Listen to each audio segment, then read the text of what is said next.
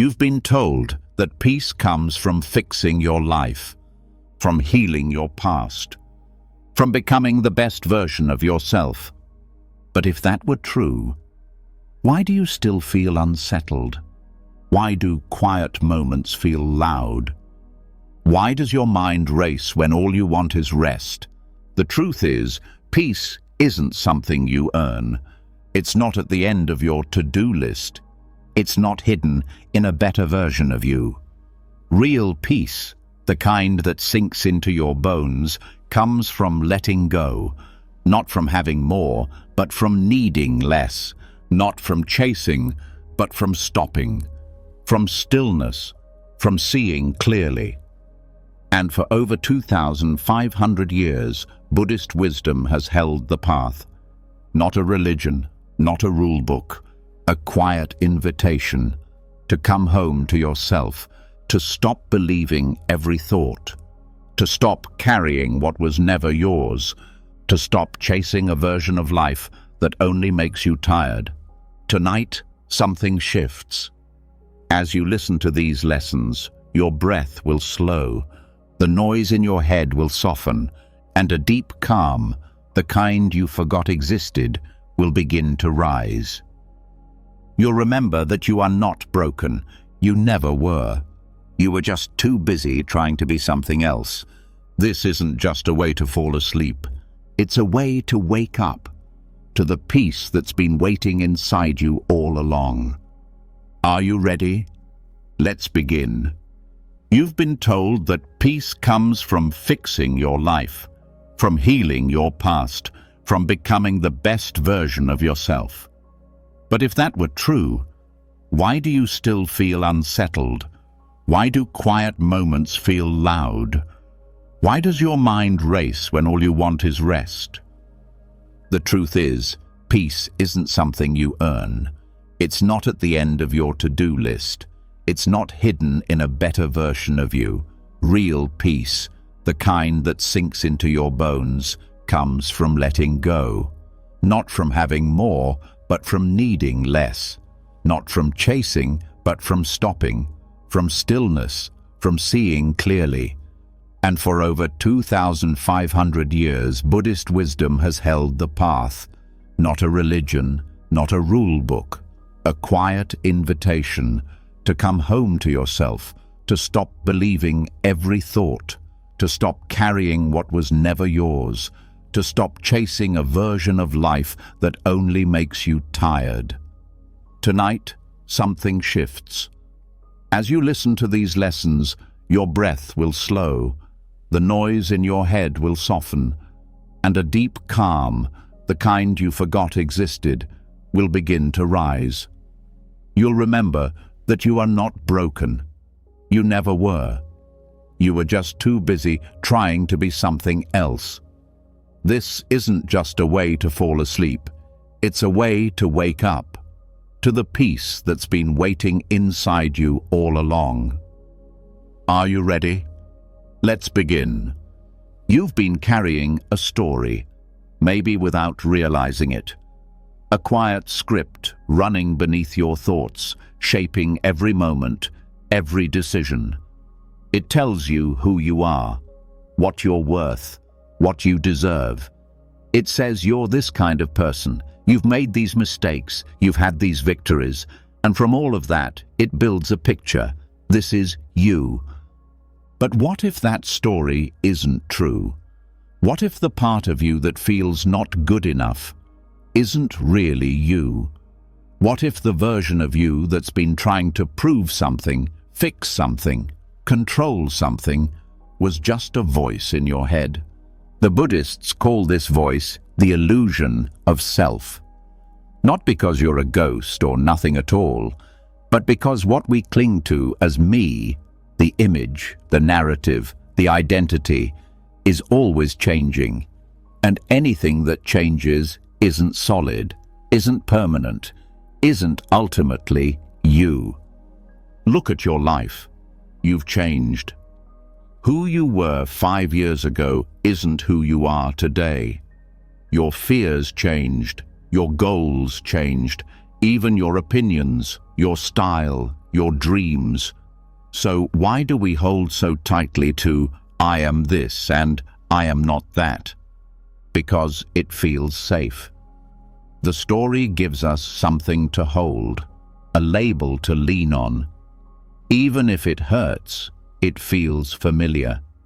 I'm anxious. I'm too emotional. I'm strong. I'm broken. These stories aren't truth. They're habits, and habits can be unlearned. Buddhist wisdom points to this simple but radical truth. There is no fixed self. You are a process, not a product.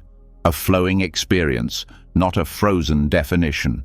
What you call me is a collection of thoughts, memories, habits, roles. Like ingredients in a soup, they combine to create something. But no one ingredient is the whole thing. So if you remove the label, who are you? Not nothing, but not someone who needs to be constantly judged, compared, validated, or defended. You're not your job, not your failures, not your trauma, not your success, not your body, not even your thoughts. All of those things arise and pass. They appear in you, but they are not you. This is the core of anatta, the Buddhist teaching of non-self. It's not about erasing yourself. It's about seeing that what you've taken to be yourself was never solid to begin with. You are like the sky, open, spacious, and your thoughts, emotions, and stories are just clouds passing through. When you stop clinging to the clouds, you rediscover the sky. And in that space, something beautiful happens. The pressure lifts. You don't need to keep proving yourself. You don't need to fix yourself. You don't need to worry if people understand you, approve of you, accept you. Because you're not trying to hold a perfect image anymore. You're just here, breathing, living, being. So much of our suffering comes from the need to defend the story. If someone criticizes you, you feel attacked. But if you don't cling to a fixed me, there's nothing to defend. Their words float by. They don't land. If you make a mistake, you don't spiral into shame. It's just an action, not an identity. If someone else succeeds, you don't feel like you've failed. Their path doesn't threaten yours, because you're not in a race to prove your value. Letting go of identity doesn't make you passive. It makes you present. You respond instead of react. You listen instead of defend. You learn instead of resist. You don't have to be a certain kind of person anymore. You just have to be here. Think about how many roles you carry: worker, parent, partner, friend. Those roles are useful, but they're not you. You wear them like clothes, and when the time comes, you can take them off. But many of us forget. We think the clothes are our skin. We think our role is our worth. That's why it hurts so much when a relationship ends, or a job is lost, or we grow older. We believe part of us is dying. But what's really happening is that a role is changing. And that's okay. The river flows. That's what rivers do. And you are the river. Anatta teaches us to loosen our grip, not to give up, not to become numb, but to release the tension in our chest that says, I have to hold everything together. You don't. Life flows on its own. You don't need to push it. You just need to show up for it, honestly. You may feel resistance to this. You may think, but I need an identity. I need to be somebody.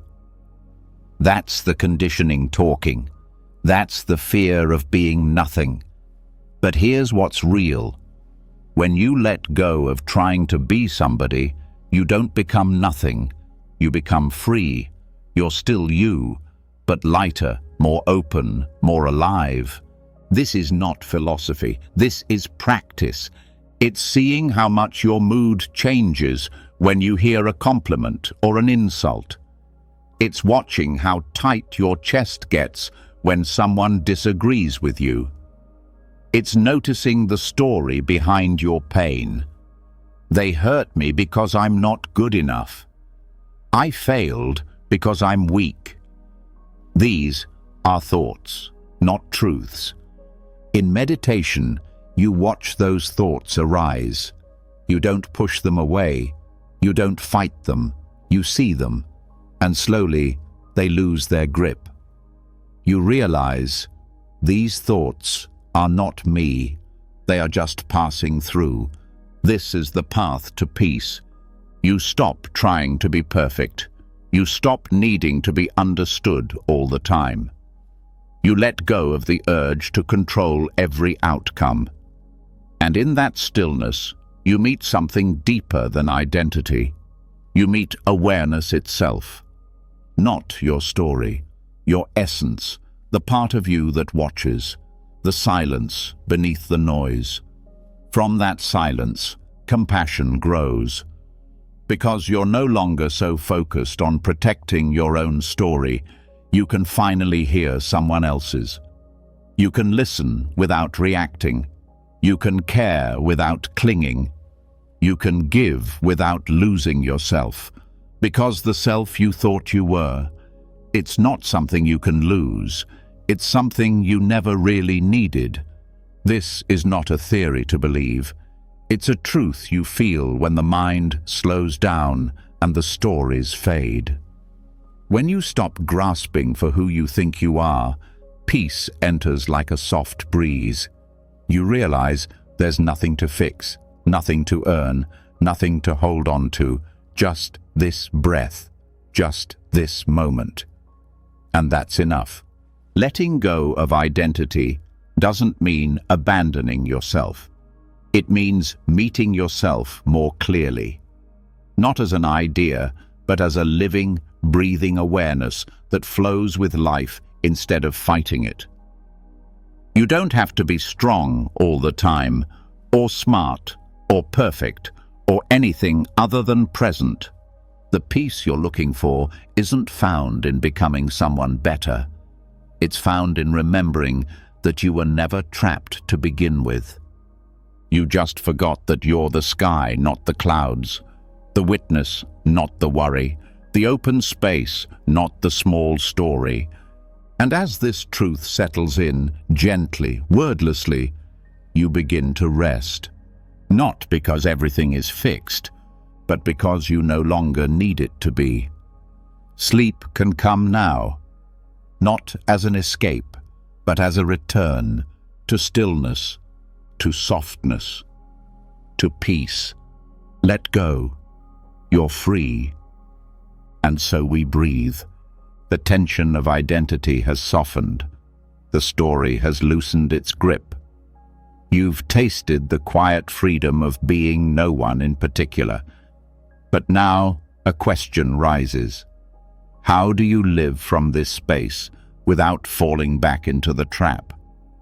How do you walk through life without slipping into old patterns of fixing, proving, improving? Because even after seeing that the self is not solid, the habit to perfect it still clings. The world tells you to be more confident, more productive, more healed, more spiritual. But what if the problem isn't that you aren't enough?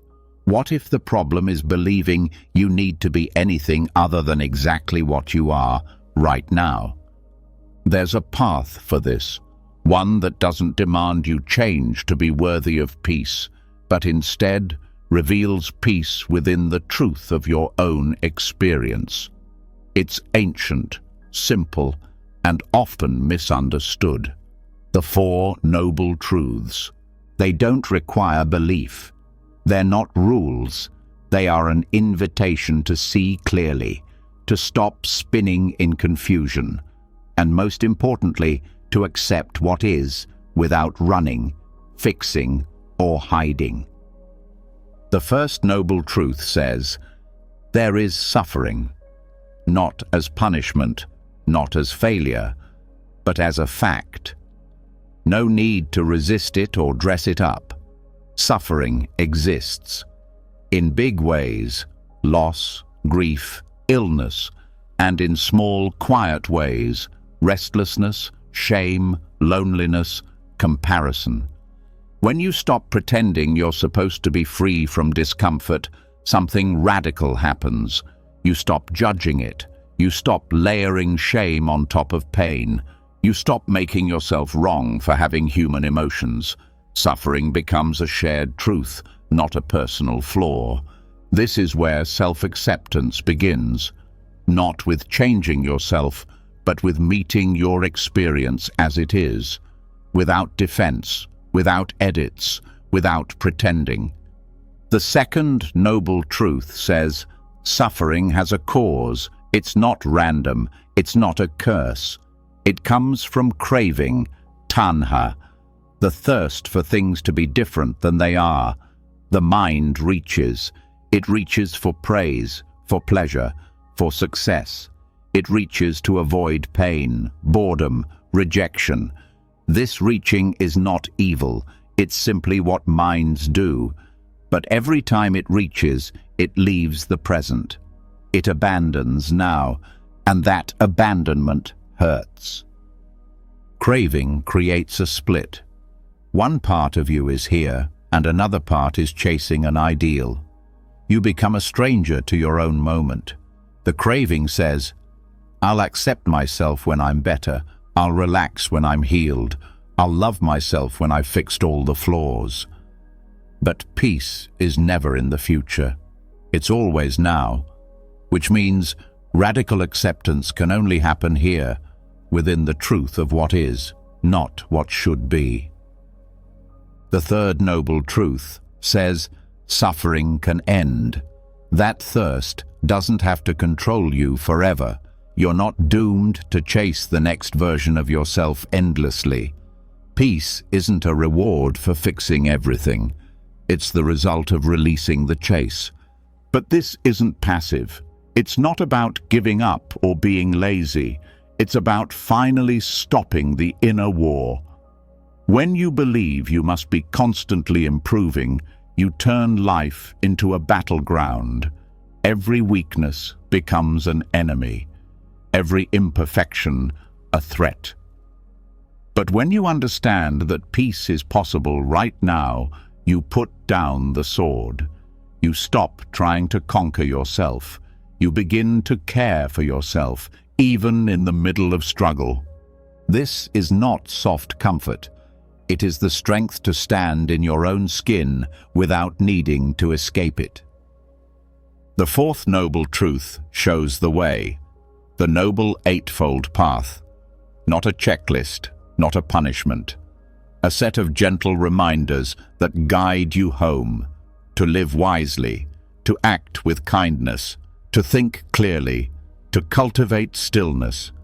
This is the way out of the prison of self-improvement, not by becoming someone else, but by walking step by step, as you are, into the center of your own life. What makes this path powerful is that it meets you where you are. It doesn't ask you to be more. It asks you to be honest. Right view isn't about having the perfect philosophy. It's about seeing clearly, seeing that chasing peace creates suffering, and that peace arises when chasing stops. Right intention is not about fixing your desires. It's about aligning your heart with truth. Do your intentions come from fear or love, from ego or compassion? This is where you learn to trust what is soft, not what is loud, what is honest, not what is impressive. Right speech becomes a mirror. You notice how often you talk to cover up shame, to prove worth, to defend identity. When you speak less, you hear more. You hear your own longing. You hear the parts of you that are tired from performing. and slowly speech becomes less about image and more about connection. Right action is the practice of embodiment, not trying to be good, but living from wholeness. When you stop chasing a better version of yourself, your actions become cleaner. You help others because you care, not to earn approval. You set boundaries not to protect an ego, but to protect peace. Right. Livelihood becomes a question of harmony. How do you make a living without abandoning your integrity? Not how much money do you earn, but how much of your soul do you spend to earn it? When you stop needing your job to define your worth, you free yourself to live with purpose, not pressure. Right effort is one of the most misunderstood. It doesn't mean pushing harder. It means applying energy with wisdom, not to control life, but to stay with what matters. You learn to recognize when effort becomes force, when doing becomes escaping. Right effort means choosing presence over perfection, again and again. Right. Mindfulness is the anchor. It pulls you out of stories and back into sensation. Instead of trying to be peaceful, you feel the breath. Instead of fixing emotions, you feel them arise and pass. Mindfulness is the practice of returning, not once, but constantly. Returning to now, returning to the only place radical acceptance lives. Right. Concentration is about deepening presence, not clinging to calm, but learning to stay. When the mind wants to escape, you stay. When discomfort comes, you stay. You train the heart to be still, not because the world is perfect, but because you are done running. Together, these 8 aspects are not a ladder to climb. They are a circle, a rhythm, a way of being. You don't master them one by one. You live them softly, honestly, in your own way. Not to earn peace, but because you are tired of resisting it. Radical acceptance begins where the path begins, with seeing clearly. That means you don't have to hide from your pain. You don't have to pretend to be okay. You don't have to explain your worth. You don't have to heal everything before you're allowed to rest. You just have to stop fighting what's already here. The habit to fix yourself is strong. It's rooted in fear. The fear that if you stop trying to improve, you'll fall apart, that you'll be judged, forgotten, unloved. But ask yourself, has endless self-improvement made you peaceful or exhausted? The 4 noble truths don't demand that you transcend your humanity. They invite you to inhabit it, to stop chasing happiness and start understanding suffering, to stop needing to be more and start living with what already is. Acceptance doesn't mean you like everything about your life.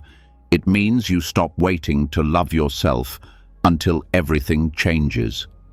It means you treat your suffering not as a problem, but as a doorway, a teacher, a guide. This path is not about fixing, it's about freeing. You're not asked to become worthy.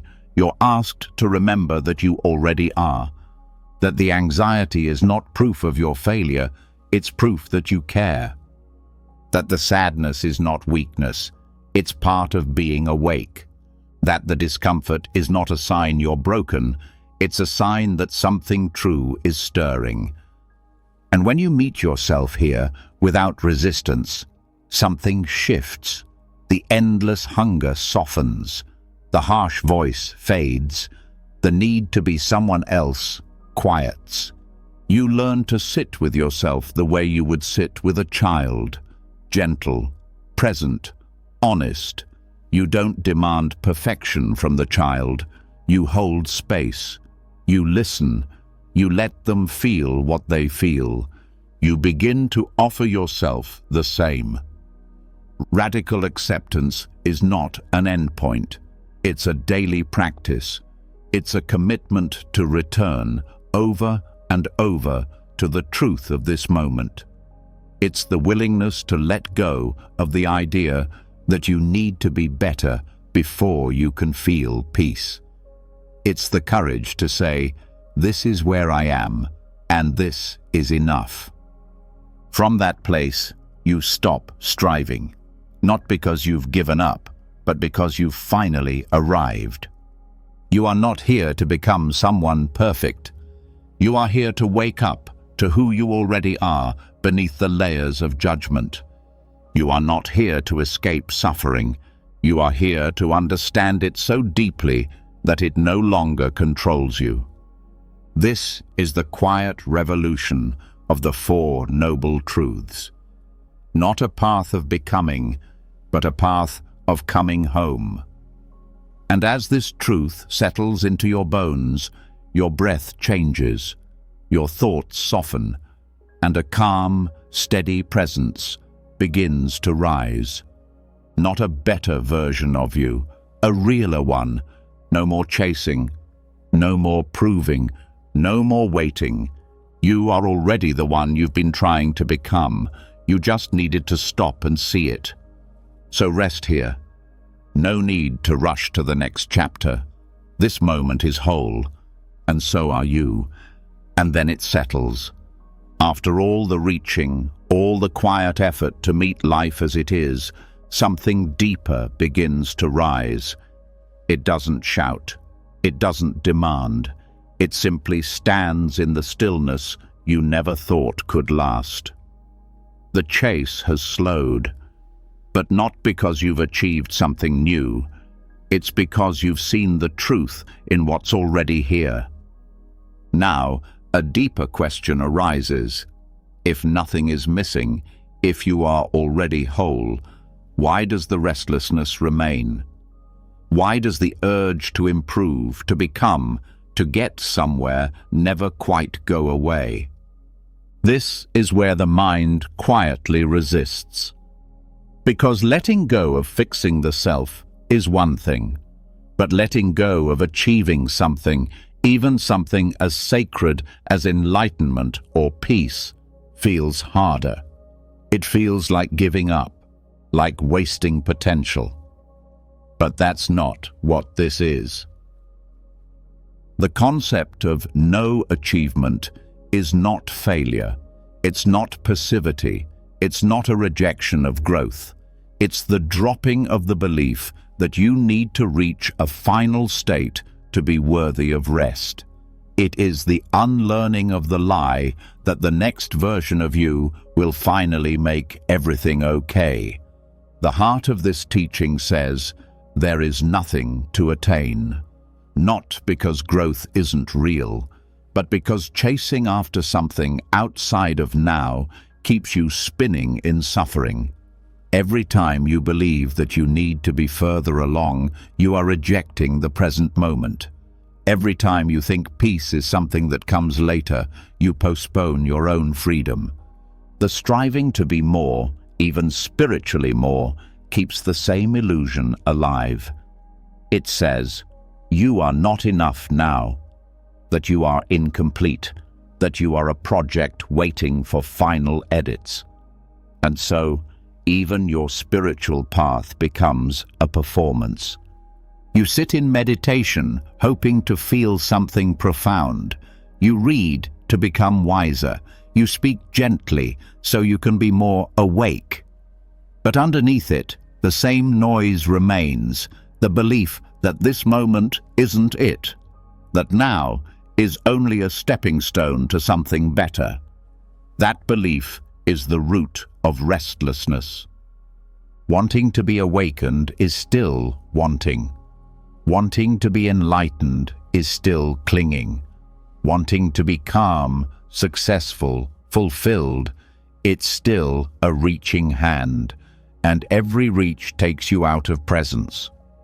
Every reach reinforces the illusion that you are not already touching what you seek? What if the effort to arrive is what keeps you from arriving? In Zen, they call this no gaining mind, the willingness to sit, to walk, to live with no reward in sight. Not because you've stopped caring, but because you've stopped grasping. There is a difference. When you stop chasing outcomes, you don't become lazy. You become free. You cook not to impress. You speak not to be right. You meditate not to feel something special. You live not to get somewhere, but simply to live, fully, unfiltered, awake to what's right here. This is what ends restlessness, not a breakthrough, not an achievement, but the full acceptance that there's nothing to achieve. Even the desire to let go can become a trap, a goal, a test you think you should pass. But letting go happens when you see that holding on isn't necessary anymore. It dissolves on its own, like fog in the sun. The path is not about fixing your flaws until you disappear. It's about seeing that the part of you striving to be better was never flawed to begin with. It was just scared. It thought peace was somewhere else. It thought meaning was in the destination. But meaning is not at the end. It's in the steps, in the way your foot meets the ground, in the breath that enters and leaves, in the silence that holds you when nothing needs to be said. The idea of progress is useful for maps, but for inner stillness, it's often a barrier, because every measurement creates pressure. Every imagined future creates resistance to now, and this resistance is the very thing that breaks your connection to presence. No achievement doesn't mean life stays still. It means you are not chasing your worth anymore. Growth still happens, change still comes, but it's not driven by lack. It flows from clarity, not anxiety. You don't meditate to become someone else. You sit because stillness is beautiful. You don't serve others to earn goodness. You serve because kindness feels like truth. When you stop needing life to reward you for being good, everything shifts. Your kindness becomes cleaner. Your work becomes lighter. Even your rest becomes deeper. Because there's no more waiting for the permission to exhale. So many live like they're being graded, as if life is a test and every moment is a chance to earn or lose points. But there is no scoreboard, no teacher marking your paper, no future version of you standing at the finish line, waiting with approval. There's only this breath, this moment, this truth, that you can be whole without finishing anything. What does it feel like to move through life without striving? Not indifferent, not disengaged, but peacefully rooted in the now. You speak with sincerity, not strategy. You walk with awareness, not urgency. You let go of timelines and allow the natural unfolding of your life to teach you everything you need to know. You begin to see that everything you've been seeking, calm, joy, love, is not something to acquire, it's something to recognize. And recognition doesn't require progress, it requires presence. This is what the great teachers point to when they say there's nowhere to go. The moment you drop the illusion of a finish line, the tension in your chest begins to release. The restlessness no longer has fuel, because the striving that fed it, the idea that peace is just around the corner, has dissolved.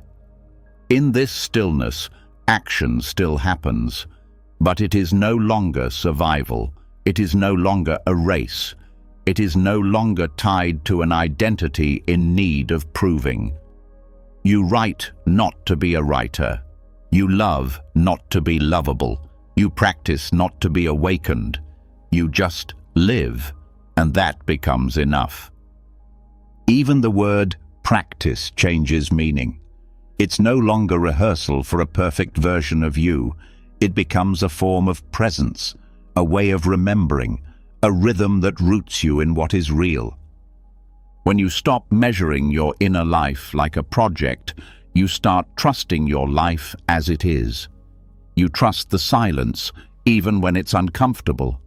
You trust the slowness, even when it feels like falling behind.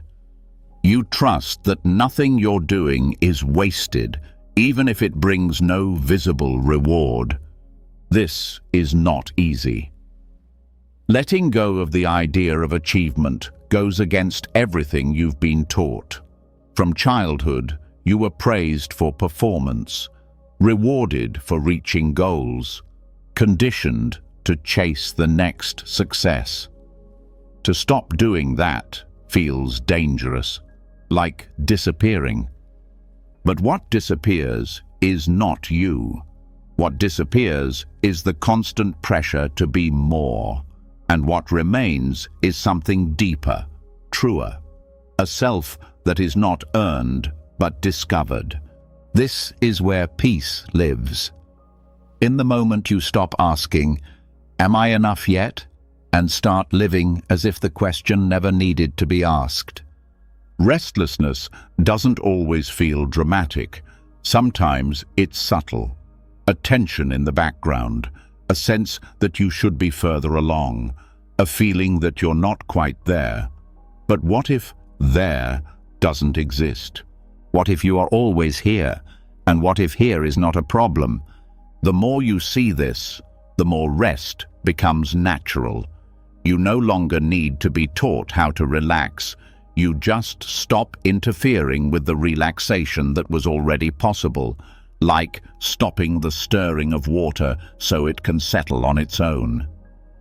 Even your goals soften. You can still dream, but you no longer treat your dreams as proof of your value.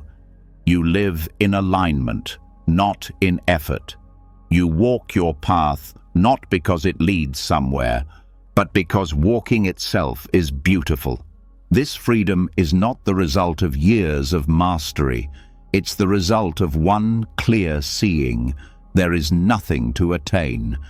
And that seeing, once felt deeply, changes how you relate to everything. You stop looking to practice as a way out of your current life and start seeing it as a way deeper into it.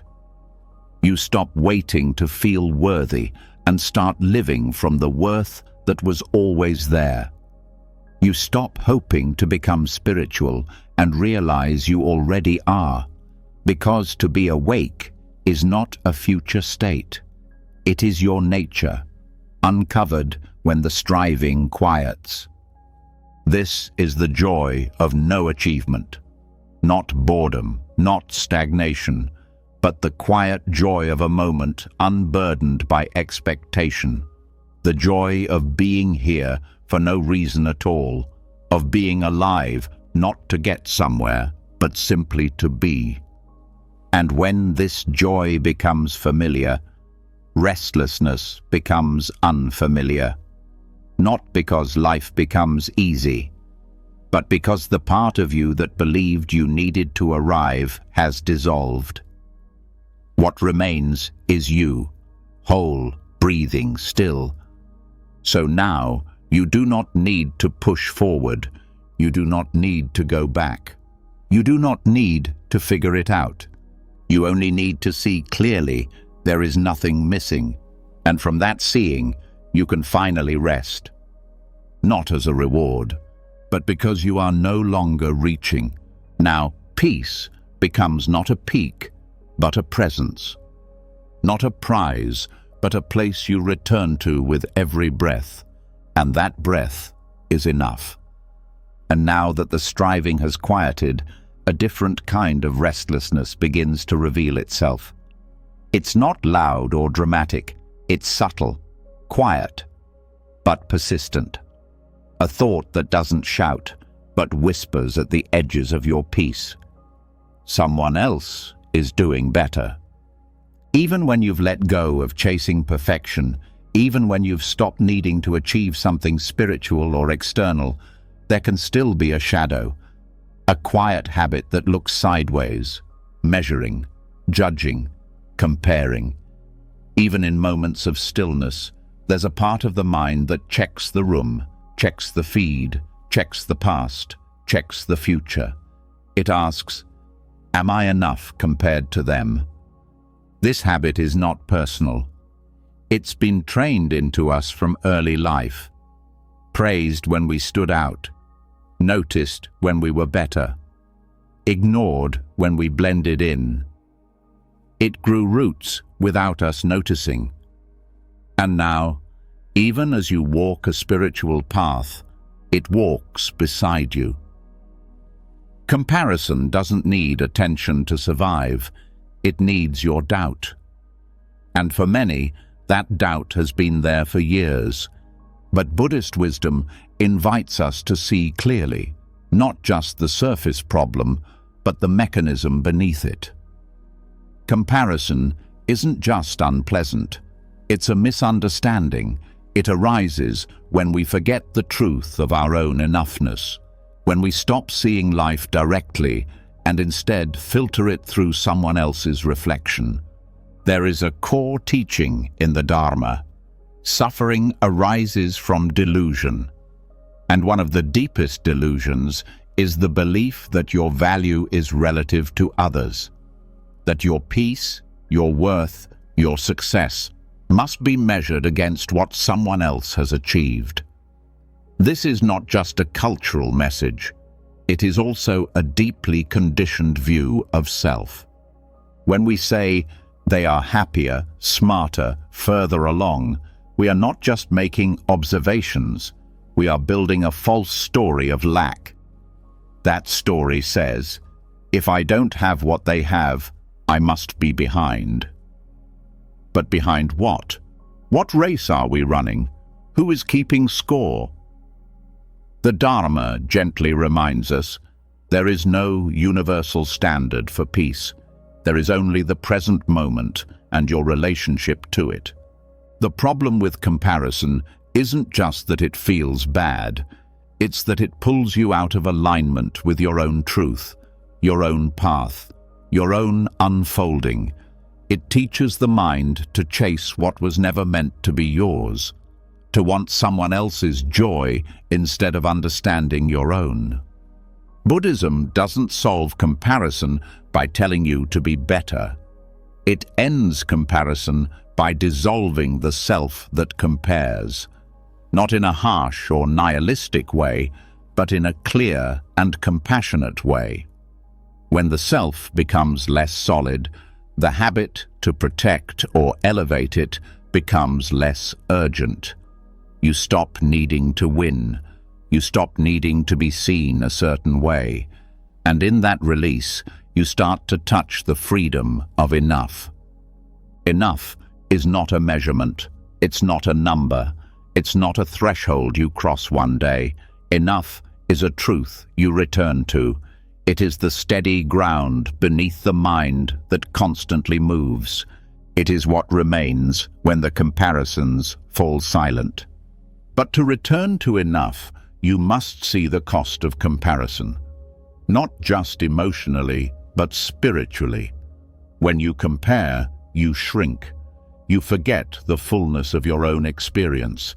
You stop living your life and begin performing it, hoping that one day someone will say, you made it. But the Dharma tells the truth. That day doesn't come. The voice you want approval from lives inside you, and it can only be satisfied by turning inward, not outward. The Buddha taught that envy is a form of suffering, not because it's shameful, but because it separates you from others. It builds a wall between you and the world. It says, they have what I don't. I cannot be happy until I have it too. But true joy, mudita, is the ability to celebrate others without losing your own peace. It is the practice of saying, I'm glad they are thriving, while knowing their light doesn't dim yours.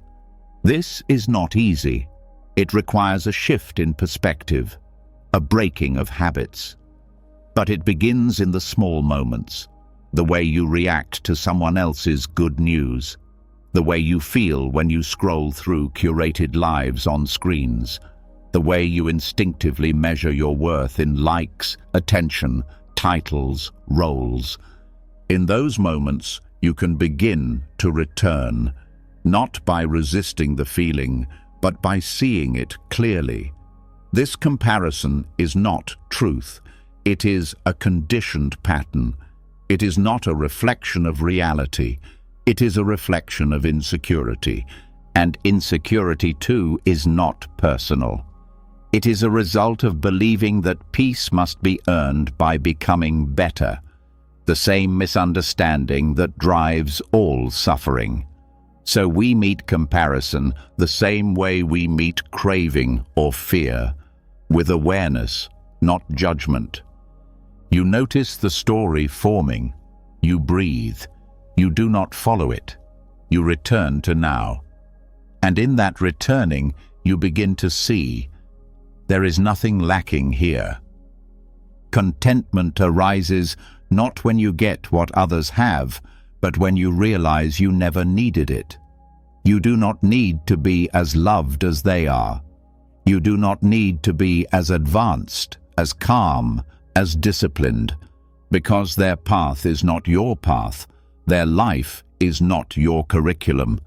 Each person's unfolding is unique. The Dharma meets each of us differently, depending on our wounds, our conditioning, our karma. And when you start to trust that, you stop grasping for someone else's timeline. You learn to listen inwardly. What do I need now? What is true for me in this moment? Not, what should I be doing? Not, what would make me look better? But, what serves presence? What supports clarity? When you live this way, something beautiful happens. You stop living from deficit. You stop comparing your pace to theirs, and you begin to walk at your own rhythm. A rhythm that doesn't rush, that doesn't prove, that doesn't panic when others surge ahead. This is the freedom of non-comparison. Not because you've achieved more than others, but because you've stepped out of the game. You no longer need to win, because you've remembered there is no race. This remembering doesn't make you passive, it makes you grounded. You still grow, you still evolve. But not from pressure, not from fear, from trust, from joy, from the deep understanding that your life is unfolding exactly as it needs to. Gratitude begins to replace envy. Clarity begins to replace judgment. You stop interpreting someone else's joy as your failure. You stop measuring your reflection by the standards of someone else's mirror. And slowly, the silence grows. The mind, no longer comparing, becomes still. And in that stillness, enoughness is not an idea. It is a felt reality. You begin to feel full, not because you've achieved everything, but because you are no longer seeking to match anyone else. Buddhist teachings do not shame comparison. They reveal it. They shine a light on its root. And that root, always, is the belief that you are separate, that you must compete, that life is limited, and that someone else's gain is your loss. But the truth is abundance, not material abundance, but the inner abundance that knows there is room for all, room for many kinds of joy, many expressions of wisdom, many timelines, many truths. There is no single version of a good life, no universal definition of awakening, no ranking of souls. You are not behind, you are not late, you are not lesser. You are simply here. And here is always enough. To live without comparison is to return home to yourself. Not a smaller version of you, but a fuller one. A version that knows you are not more peaceful when you finally catch up, but when you stop running altogether. Now, the peace you've been searching for doesn't arrive with achievement. It arises with understanding. And understanding deepens when comparison fades. This is the Dharma of enough, not a concept to repeat, but a truth to live. To walk through each day not needing to be better than anyone, but present with what is. To measure not how far you've come, but how closely you're living in alignment with this moment. And if you ever forget, the practice is simple. Return. Come back to now. Come back to breath. Come back to yourself. There's nothing missing. There's no one to become. You are already whole. Not in comparison, but in essence. That's the truth you carry forward now. Quiet, clear, unshaken. Enough. When the noise of comparison fades, something unexpected appears in its place. Not peace immediately, but space. And in that space, a deeper question rises. What have you been filling your life with to avoid hearing what's really there? Even when the outer world is quiet, the mind often isn't. Thoughts continue, commentary loops, reactions spin.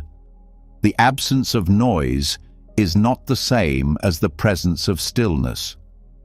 To truly hear yourself, not your opinions, not your fears, not your goals, but the quiet center beneath all of it, requires something even rarer than silence. It requires noble silence.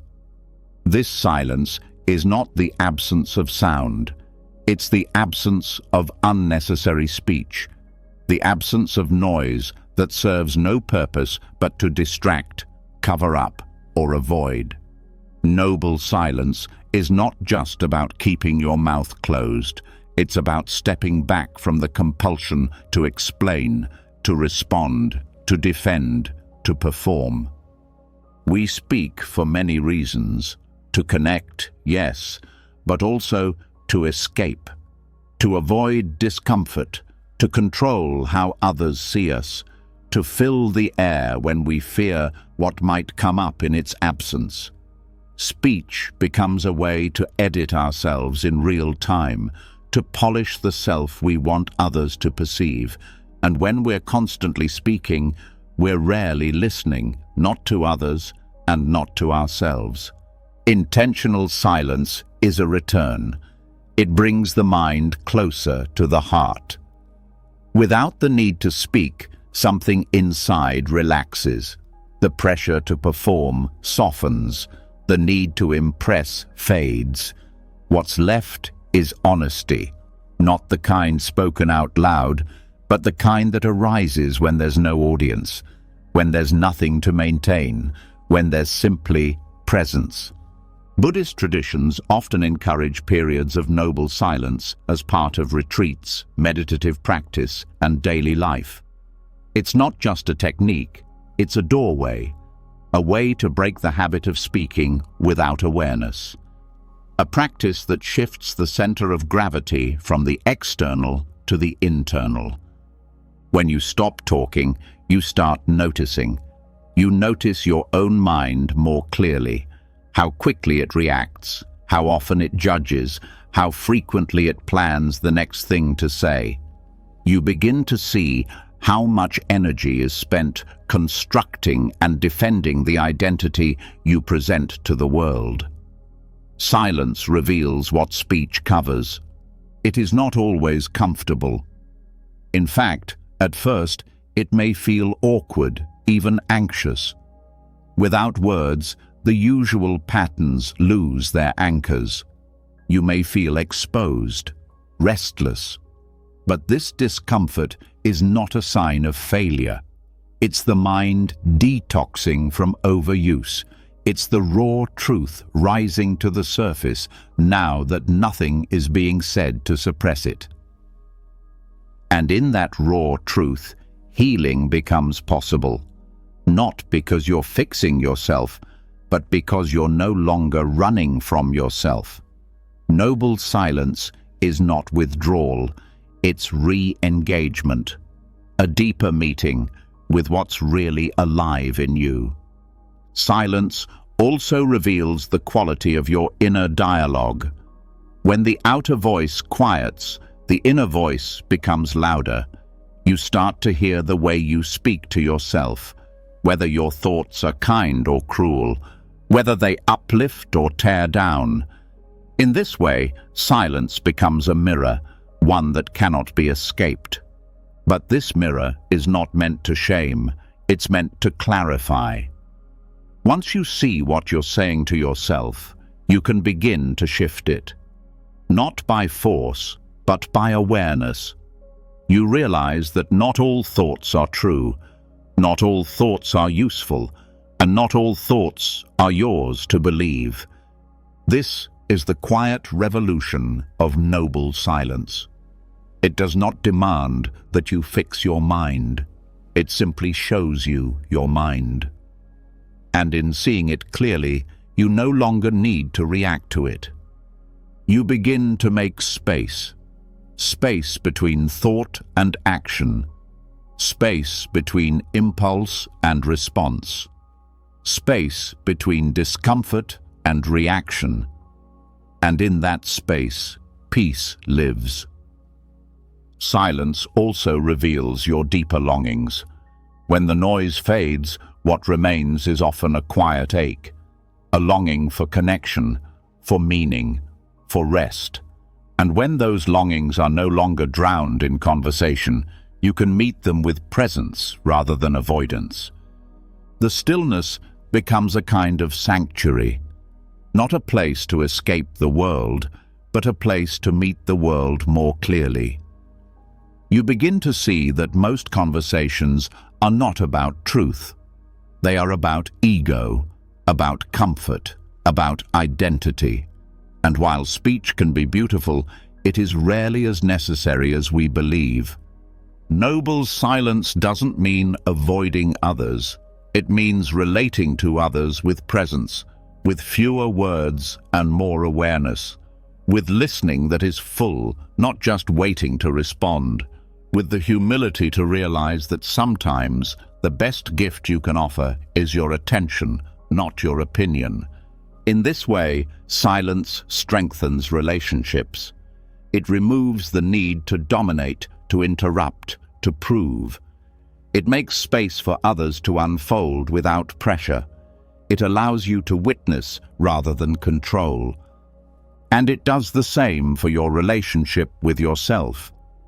You begin to see that your value is not in how well you speak, not in how clever your responses are, but in your capacity to be with life honestly.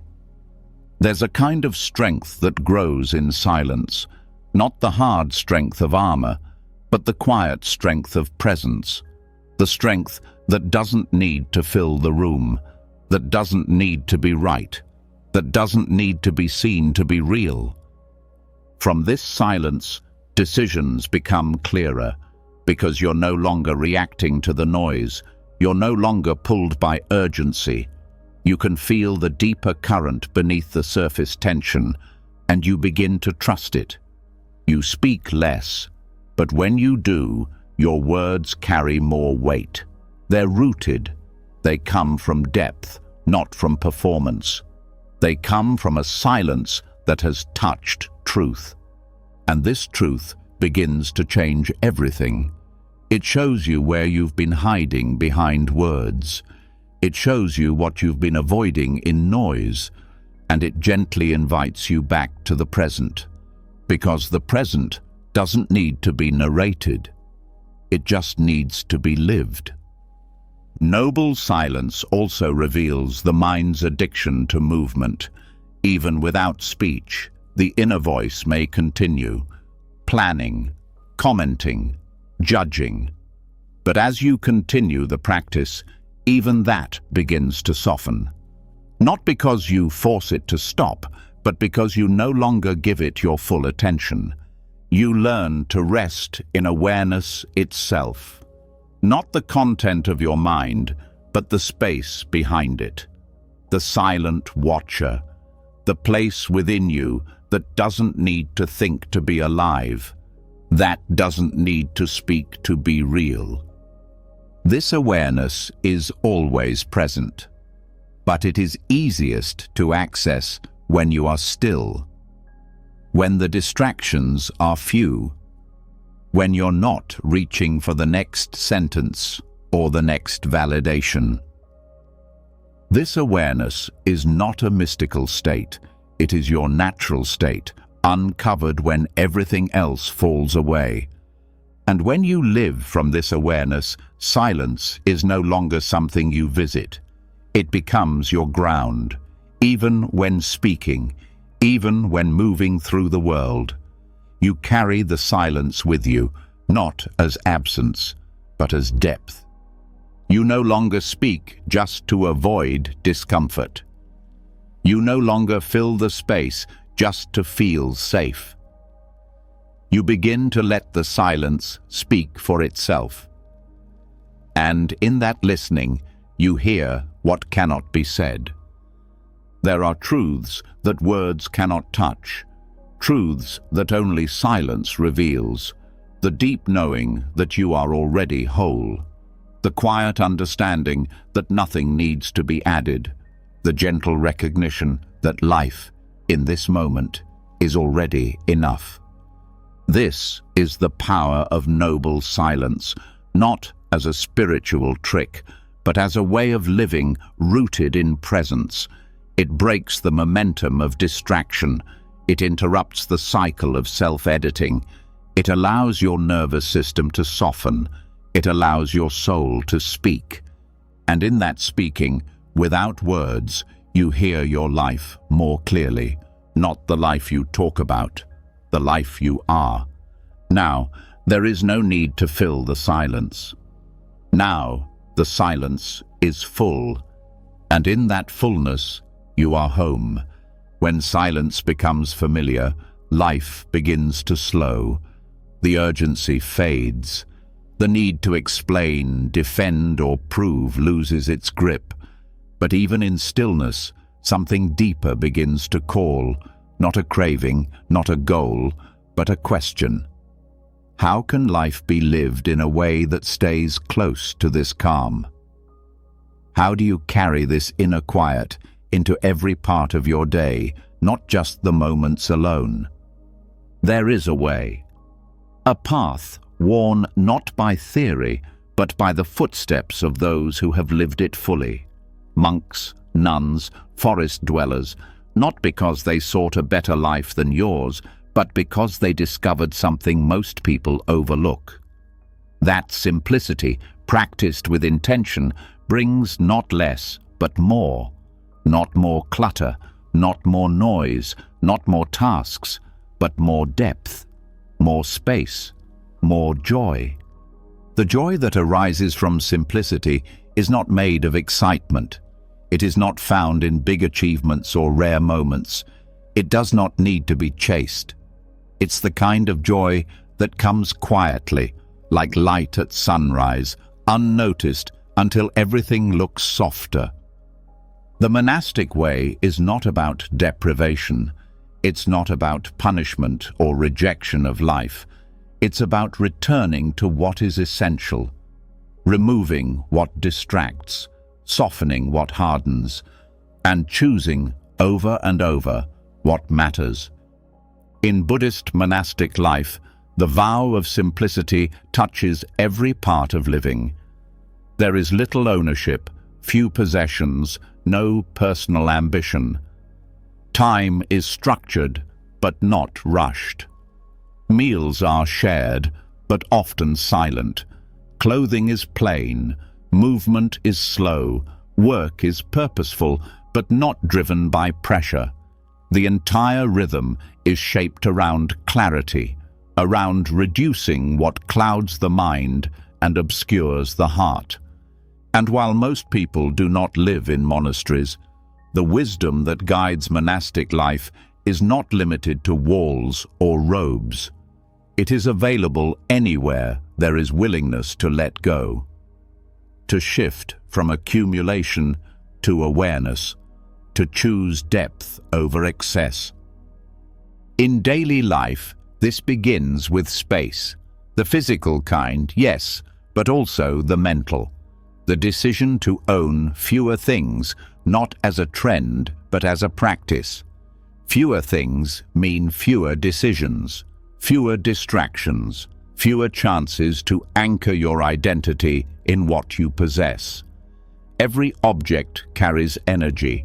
Every possession asks for attention. When you begin to release what is not necessary, you create room for what truly supports your peace. But simplicity is not just decluttering your house, it's decluttering your day. The way you spend your time reflects what you value. Monastic life protects time, not with strict rules, but with intention. Time is not something to be filled, it is something to be honored. Busyness is often worn like a badge of honor, but beneath it is often avoidance. Avoidance of silence, avoidance of discomfort, avoidance of being alone with what you feel. But simplicity removes the need to stay busy to feel worthy.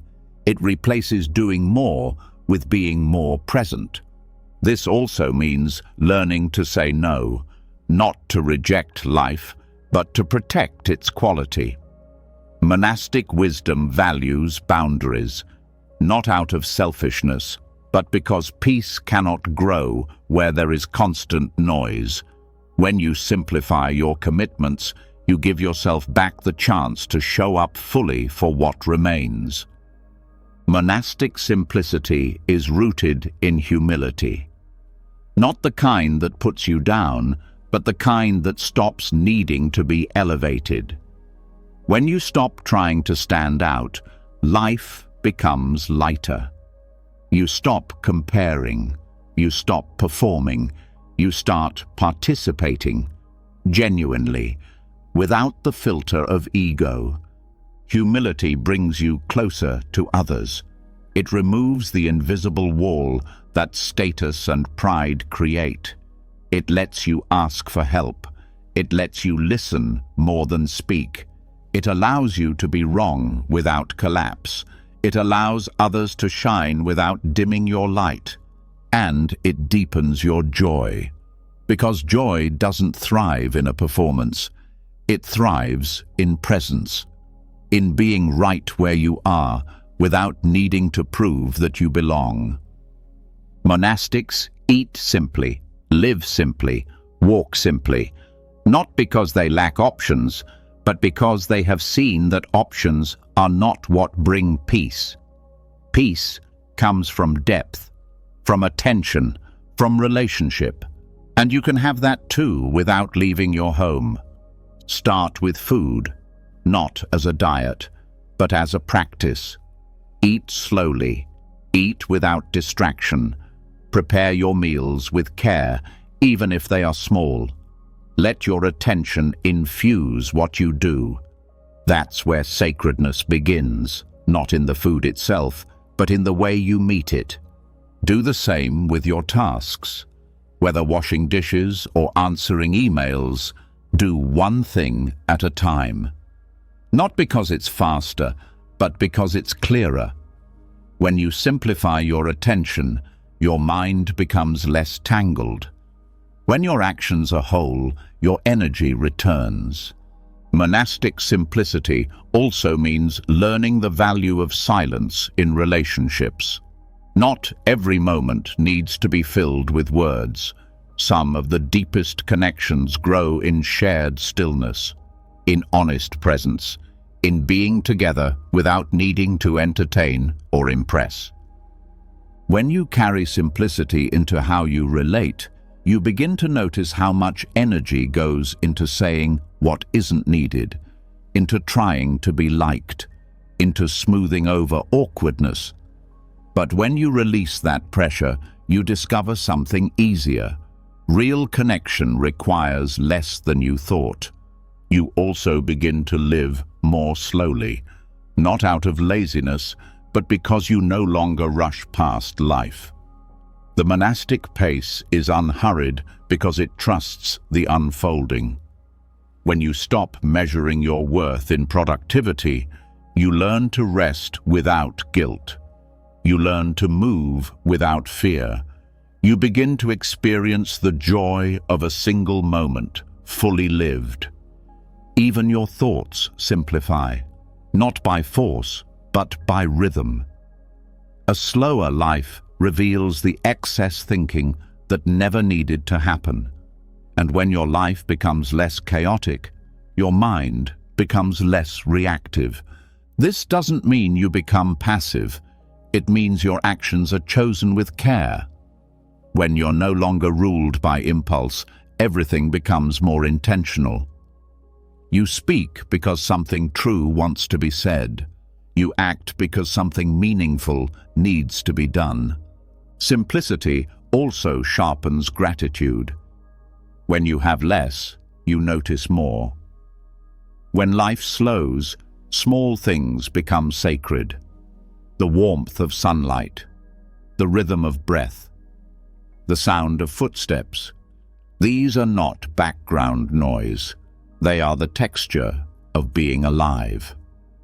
Monastics live without distraction, not because the world is bad, but because clarity is precious.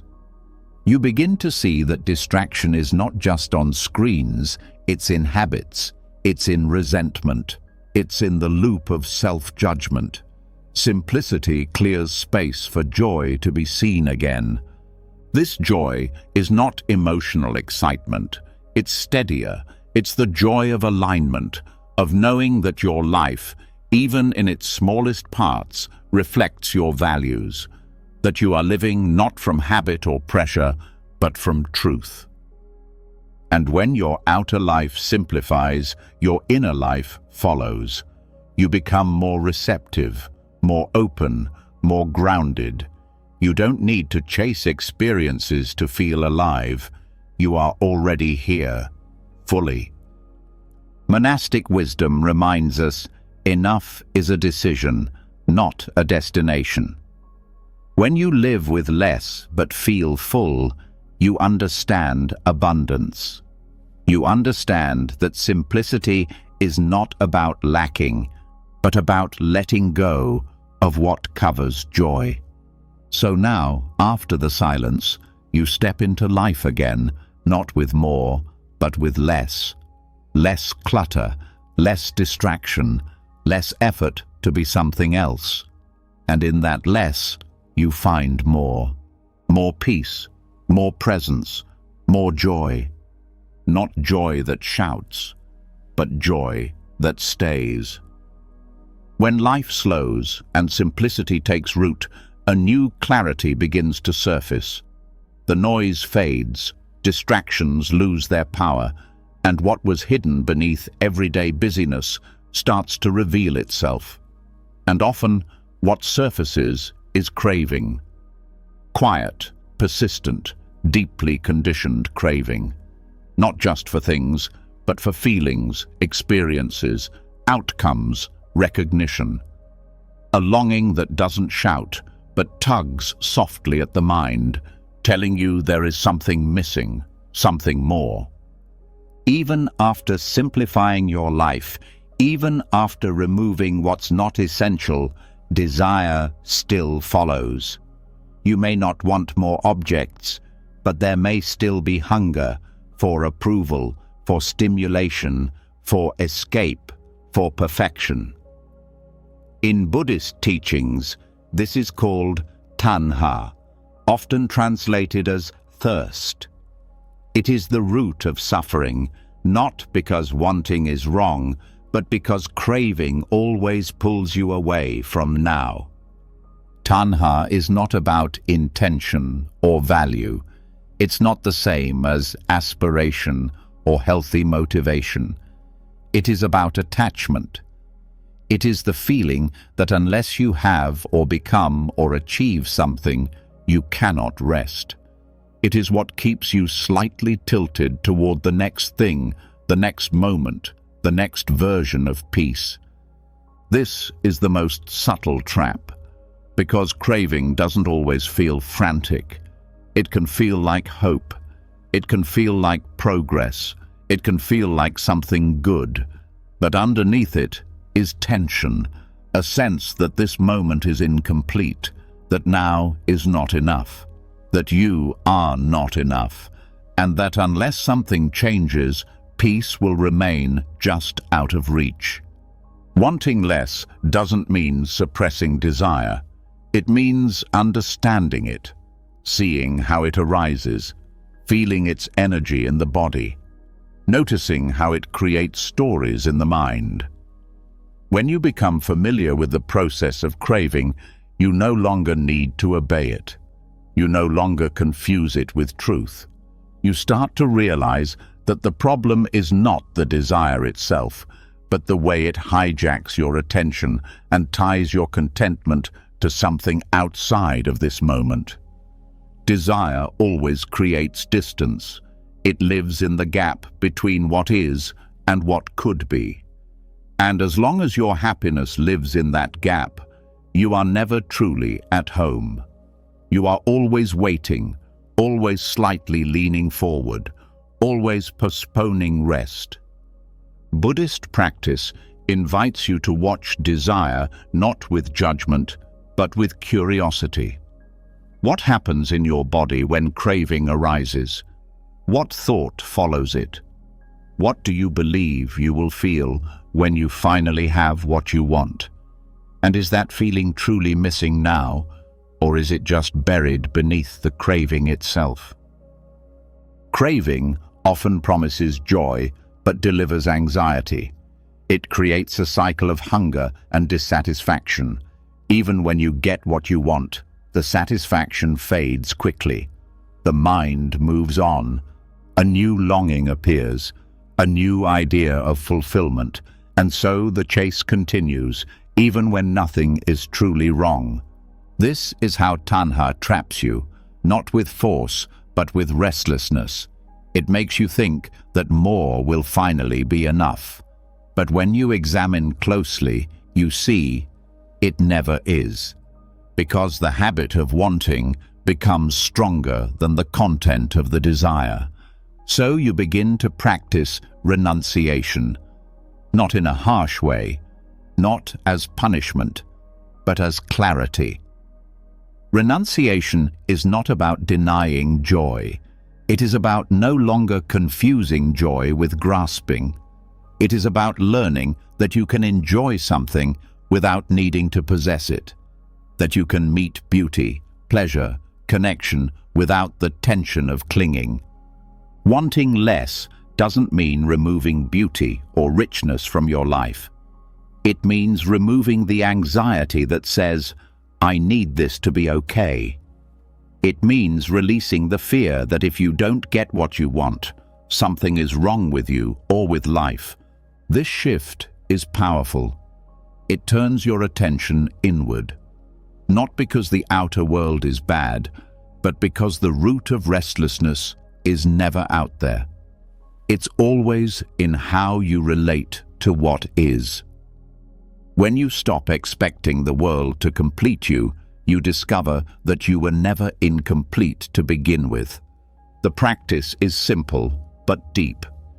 Each time desire arises, you pause, you notice, you feel its pull, you name it, and you choose to stay with it without acting on it, not to repress it, but to know it.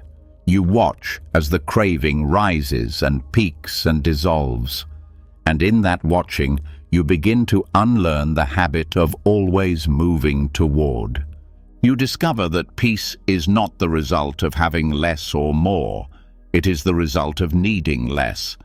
And that kind of peace is unshakable because it doesn't depend on conditions. It doesn't depend on timing. It is not delayed. It is immediate, the moment you release the grip. The Buddha pointed to this clearly. Craving is the cause of suffering, not because desiring is evil, but because the identification with desire creates a false self. A self always reaching, always aching, always unsatisfied. But when you rest in awareness, you are no longer the one who craves. You are the one who sees.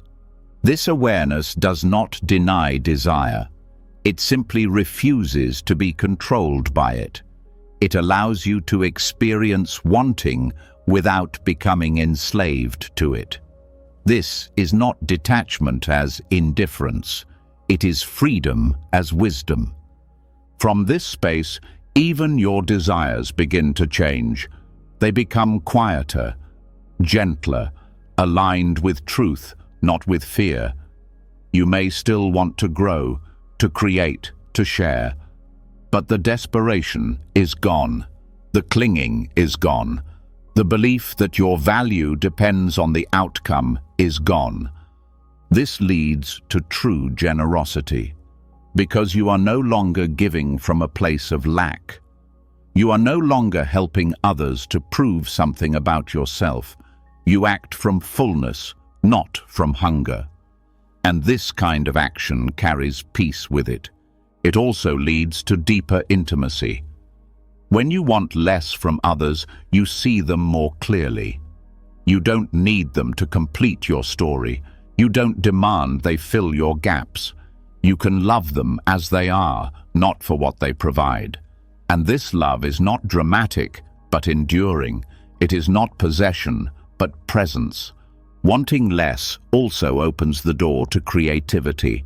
Because your work is no longer about outcome, it is about expression. It is about truth. You are no longer making art to be seen. You are making it because something inside you is ready to be heard.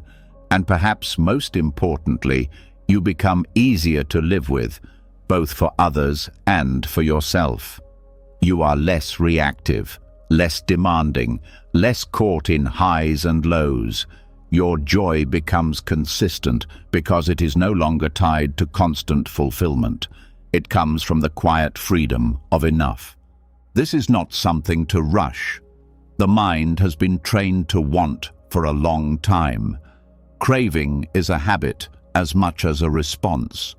But with practice, the space between wanting and acting begins to grow. And in that space, you find your peace. You find your clarity. You find yourself not as a wanting thing, but as awareness itself. You realize that true contentment doesn't come from getting what you want. It comes from knowing you don't need it, that you are already home, that nothing out there can complete what is already whole. Now, desire doesn't pull you. It passes through, like wind through an open window. It may rustle your awareness, but it doesn't move your roots. You are no longer carried away. You are still. And in that stillness, there is joy, quiet, unshakable, real. When the grip of craving loosens and the mind stops chasing what it thinks it needs, another layer of inner weight begins to reveal itself. It isn't loud. It doesn't always announce itself clearly, but it lingers, quietly shaping how you feel, how you respond, and how you carry yourself in daily life. It's the heavy presence of unresolved pain, resentment, guilt, betrayal, shame. What hasn't been forgiven? There is no lasting peace without forgiveness. No matter how much you simplify or how deeply you meditate, the heart cannot fully rest when it holds tight to a wound. Forgiveness is not something extra to consider at the end of a spiritual path. It is the path. Without it, you are still carrying the weight of the past. You are still reacting to old stories, old harm, old versions of yourself and others. In Buddhism, forgiveness is not a command. It's not something you do to be moral. It's something you do to be free. The Buddha never taught it as a duty to others, but as a release of the suffering we continue to create by holding on. When you carry a grudge, you are the one who suffers. When you cling to guilt, even when it seems noble, you tighten the self with judgment. And when the self is tight, everything hurts more. Forgiveness begins as an act of compassion, but not just for others. True forgiveness starts with yourself. That doesn't mean excusing harmful behavior. It means recognizing that you are no longer that person who made that mistake. The person who acted from fear, confusion, or pain is not the same person who now regrets it. And yet, you continue to punish yourself as if nothing has changed. This punishment doesn't bring clarity. It doesn't prevent future harm. It only builds layers of shame, and shame distorts perception. It keeps you in a cycle of unworthiness. It blocks you from fully showing up in your life because part of you still believes you do not deserve peace. But the teachings on emptiness offer a doorway through this. They remind you that there is no fixed self, no permanent person who did something wrong. The person who caused harm was the product of conditions, thoughts, emotions, ignorance, past wounds. Not an evil soul, but a confused mind. Understanding this does not excuse behavior. It places it in a broader truth. Things arise because of causes and conditions. And when conditions change, outcomes change. When you forgive yourself, you are not saying what happened was okay. You are saying you no longer need to suffer in order to learn. You are releasing the idea that growth requires punishment. Instead, you allow healing to happen through awareness and responsibility, not guilt and self-hatred. This shift opens space. Space for tenderness, honesty, and change. And from that space, forgiveness of others becomes more possible. Because when you understand your own pain with compassion, you begin to see the pain in others more clearly, not as justification, but as reality. People hurt others because they are hurting, because they are confused, because they do not see clearly. This is not romanticizing harm. It is recognizing that harmful actions come from a place of blindness, not truth. And when you cling to what someone did, when you keep feeding the story, you bind yourself to their ignorance. You become trapped in their pain. Forgiveness is the refusal to let that pain define your future. It is not forgetting. It is not pretending. It is looking clearly at what happened and choosing not to carry the bitterness forward. You stop drinking the poison you hoped would hurt someone else, and you allow your heart to rest. In Buddhist practice, metta, loving kindness, is a powerful gateway into forgiveness, not as a feeling, but as an intention. You begin by wishing yourself well. Even if it feels false, even if the mind resists, you plant the seed. May I be free from suffering. May I forgive myself. May I begin again. From there, you extend the same wish to others, not just those you love, but those who hurt you. Not because they deserve it, but because hatred is heavy. This does not mean you allow harm to continue. Forgiveness does not remove the need for boundaries. In fact, it clarifies them. Because you are no longer reacting out of anger, you can act from wisdom. You can say no clearly. You can walk away without revenge. You can speak truth without cruelty. This is what freedom looks like when it is lived. Forgiveness is often misunderstood as reconciliation. But you can forgive without rebuilding a relationship. You can release anger without inviting someone back into your life. You forgive not to restore the past, but to reclaim the present, to stop being defined by what someone else did. This practice also reveals that grudges are not always dramatic. Sometimes they are subtle. A small resentment, a grudge toward a parent, a friend, a co-worker, even a stranger, or the old bitterness toward yourself for not being stronger, wiser, faster. But every grudge, no matter how small, keeps part of your heart closed. And a closed heart cannot fully receive joy. You may notice that the mind resists this. It says, but they never apologized, they never suffered, they don't deserve forgiveness. And that might be true, but Buddhist teachings ask, do you deserve to stay bound to that pain? Do you want your peace to depend on someone else's behavior? Forgiveness is not a reward for others, it is a release for you. This release takes time. It is not a single decision, it is a process of loosening. You notice when the resentment rises, you name it, you feel its heat, you hold it gently, you don't fight it, but you don't feed it.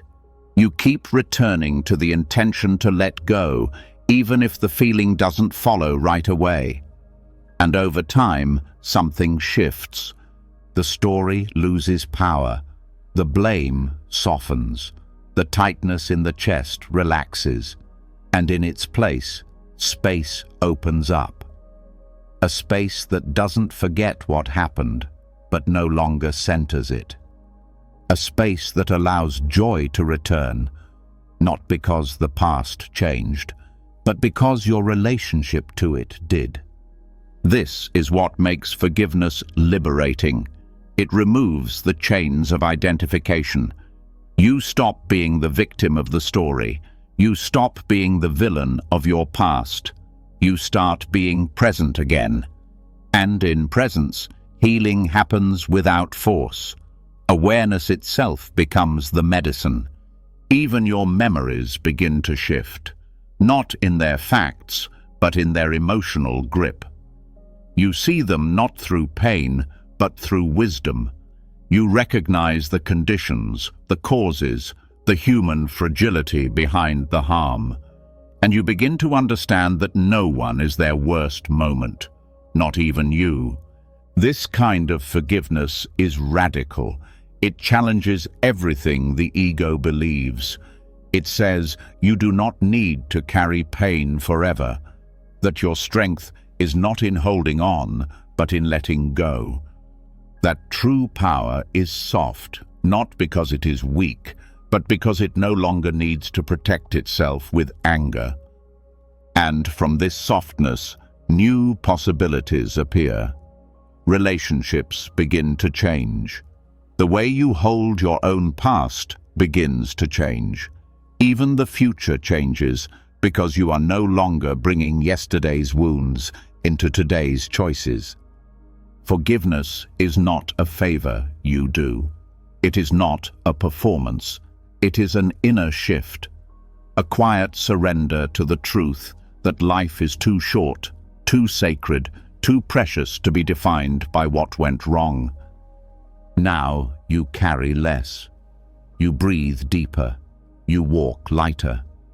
Not because everything has been solved, but because you are no longer at war with what cannot be changed. This is the heart of liberation, a freedom that begins in the mind and ripples into everything you touch. Because when you forgive, you are not just releasing pain, you are reclaiming peace. And peace, once known, becomes the ground you return to again and again, When the grip of resentment releases and forgiveness softens the heart, clarity begins to settle. There's a deeper stillness, one that doesn't come from changing the outside world, but from how you now hold your experiences. You stop reacting with old pain. You stop living inside stories that once held you hostage. But as you continue inward, a new layer reveals itself, one that's even more intimate, more constant, and often more unnoticed than anything else: your thoughts. Thoughts don't shout the way anger does. They don't flash like jealousy or ache like sadness. They're quieter, more familiar. So familiar, in fact, that most go undetected. They become part of the atmosphere of the mind, automatic, unnoticed, accepted as truth. But every thought leaves a trace, not just in the moment, but in the shape of your life. Buddhist teachings name this powerful force sankhara, mental formations. The imprints of thought, intention, habit, and emotion that leave residue on your consciousness and guide how your reality unfolds. Sankharas are subtle. They're not just beliefs, but impressions. They influence how you feel, how you speak, how you interpret the world, and they're built through repetition. Every time you think a thought and believe it, it leaves a deeper mark. Every assumption you make, every internal judgment you repeat, every anxious loop you allow strengthens that particular formation. And that's karma, not in the simplified sense of punishment or reward, but in the deeply practical sense of cause and effect. What you repeatedly plant in the mind, you eventually live. This is why the inner voice matters, because even after forgiving others, even after softening the heart, you can still be trapped by the voice in your head. If that voice is harsh, if it's filled with fear, if it constantly rehearses danger or failure, you will still feel unsafe, even in moments of safety. If it tells you you're not good enough, no outer success will quiet the discomfort. And if it sees threat where there is none, your body will remain tense, your breath shallow, your nervous system unsettled. These thoughts don't come from nowhere. They are inherited, learned, shaped by early experiences, culture, trauma, conditioning. But even if you didn't choose their origin, you can choose their continuation. And this is where freedom begins, not by fighting your thoughts, but by recognizing them as events, not truths. Seeing them not as who you are, but as patterns arising from past conditions. When you no longer identify with them, they begin to lose their power. The Buddha taught that karma begins not just in action, but in intention. The thoughts you feed are intentions. Whether through repetition or rumination, they point your mind in a direction. And over time, they harden into tendencies. These tendencies create your emotional reality. They shape what you see, what you expect, how you interpret silence, how you meet uncertainty. For example, a person with a sankhara of distrust will experience kindness as manipulation. A person shaped by self-judgment will interpret neutral moments as rejection. A person whose thoughts constantly imagine worst-case scenarios will never feel safe, even when nothing is wrong. The suffering in these cases doesn't come from the world, it comes from within. But this is not a reason to blame yourself. It's an invitation to take responsibility, gently, because the same law that creates suffering also creates release. Just as harmful sankharas can be reinforced, they can also be weakened. Thoughts can be interrupted. Habits can be softened. Mental patterns can be watched instead of obeyed. And when they're no longer fed, they begin to fade. Meditation is one way this begins, not as an escape from thought, but as a training in awareness. You sit and the thoughts come. You watch them. You notice their tone, their speed, their story. And instead of reacting or believing, you return to the breath. That act alone, seeing and returning, is the beginning of karmic release. You're interrupting the cycle. You're no longer unconsciously reinforcing the same story. And in that interruption, something begins to heal. You start to notice which thoughts tighten your body, which ones create fear, which ones replay shame. You begin to name them. This is judgment. This is comparison.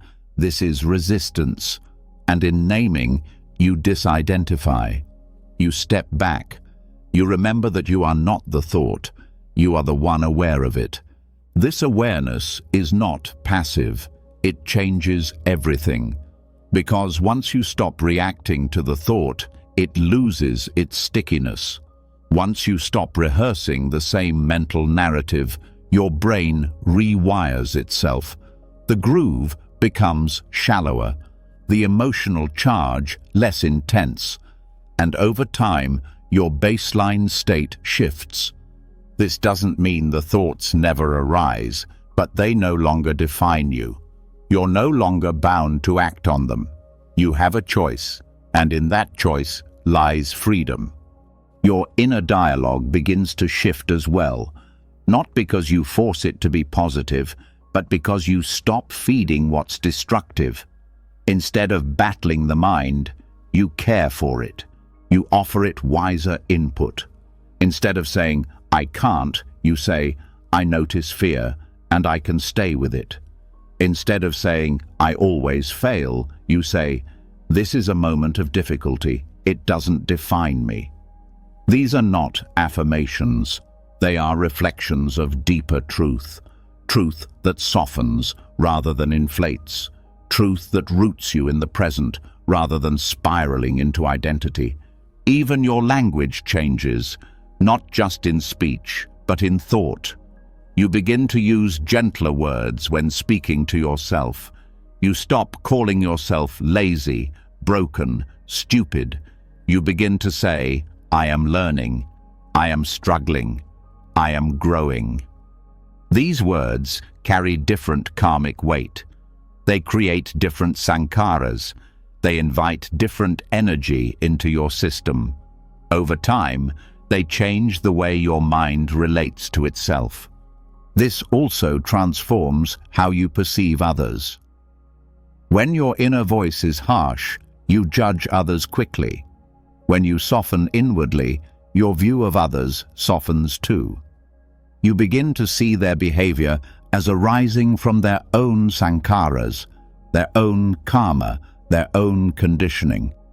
This brings compassion, not passivity.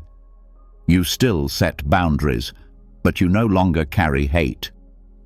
This shift in perception is karmic healing, not in some future life, but in this one.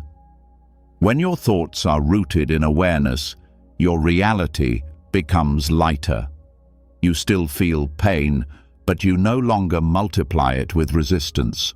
You still face challenges, but you meet them from steadiness, not panic. Even your nervous system begins to regulate, because your body is listening to your thoughts. When you speak kindly inwardly, your breath changes, your muscles release, your heart feels safer. This is not a spiritual metaphor, it's biological reality. Your mind and body are in constant conversation. When your thoughts become grounded, your body begins to trust life again. This trust becomes your baseline, and from that baseline, you start to live differently. You take risks, not because you're fearless, but because you trust your capacity to respond. You speak truth, not because you always know what to say, but because you're no longer ruled by fear of being wrong. All of this begins in the space between stimulus and thought. That tiny moment of pause, that split second where a thought arises and you get to decide, do I believe this? Do I feed this? Do I follow this? The more you practice that pause, the more power you reclaim. Buddhist psychology teaches that thoughts are seeds. They may not sprout immediately, but they grow. They become your habits, your reactions, your world. So you begin to choose your seeds carefully, not out of fear, but out of care. You plant what you want to grow: peace, clarity, compassion, patience, and you become the garden, not the storm. Not because everything is quiet all the time, but because you no longer confuse movement with truth. You watch the weather pass. You root deeper each day. This is how karma begins to shift. Not through rituals or beliefs, but through awareness of thought, through mastery of intention, through the courage to meet your own mind with honesty and gentleness. And with each thought seen clearly, with each moment of pause, a new future opens. Not later, but now, in this breath, in this awareness, in this quiet, unfolding presence that is no longer shaped by habit, but by wisdom. Once the nature of thought is understood, how it forms, how it shapes perception, how it quietly builds the structure of our inner world, a new layer of clarity begins to surface. But beneath the thoughts, often tangled deeper, there is another force at work, a more gripping one: emotions. Thoughts may come and go like whispers in the background, but emotions rise with more intensity. They take over the body, cloud the mind, and in many cases shape behavior more powerfully than beliefs. Even when thoughts are softened, if strong emotions are left unchecked, they continue to run the system. And not just any emotions, the familiar ones, the ones we repeat, the ones that without realizing it, we've become attached to. What many people never stop to question is that emotions themselves can become addictive. Not in a metaphorical way, but in a real, physiological and psychological sense. The body and mind become accustomed to certain emotional states. Anger, worry, sadness, resentment, even guilt. They don't just happen. They return, they replay, and they reinforce themselves through cycles of reaction. Over time, they form grooves in the nervous system. And just like with any addictive pattern, the more they're fed, the stronger they grow. In Buddhist teachings, this cycle is not seen as a personal flaw, but as a conditioned pattern, something that arises due to causes and continues when those causes are fed. The practice of mindful detachment is the process of breaking the cycle by seeing clearly what is happening in real time. It is not about suppressing emotion or pretending it's not there. It is about stepping back enough to see it without merging with it. The habit of emotional reactivity often begins in subtle moments. A tone of voice triggers defensiveness. A delay in response sparks insecurity. A reminder of past pain pulls the mind into a loop. These reactions happen so fast, so automatically, that they seem natural.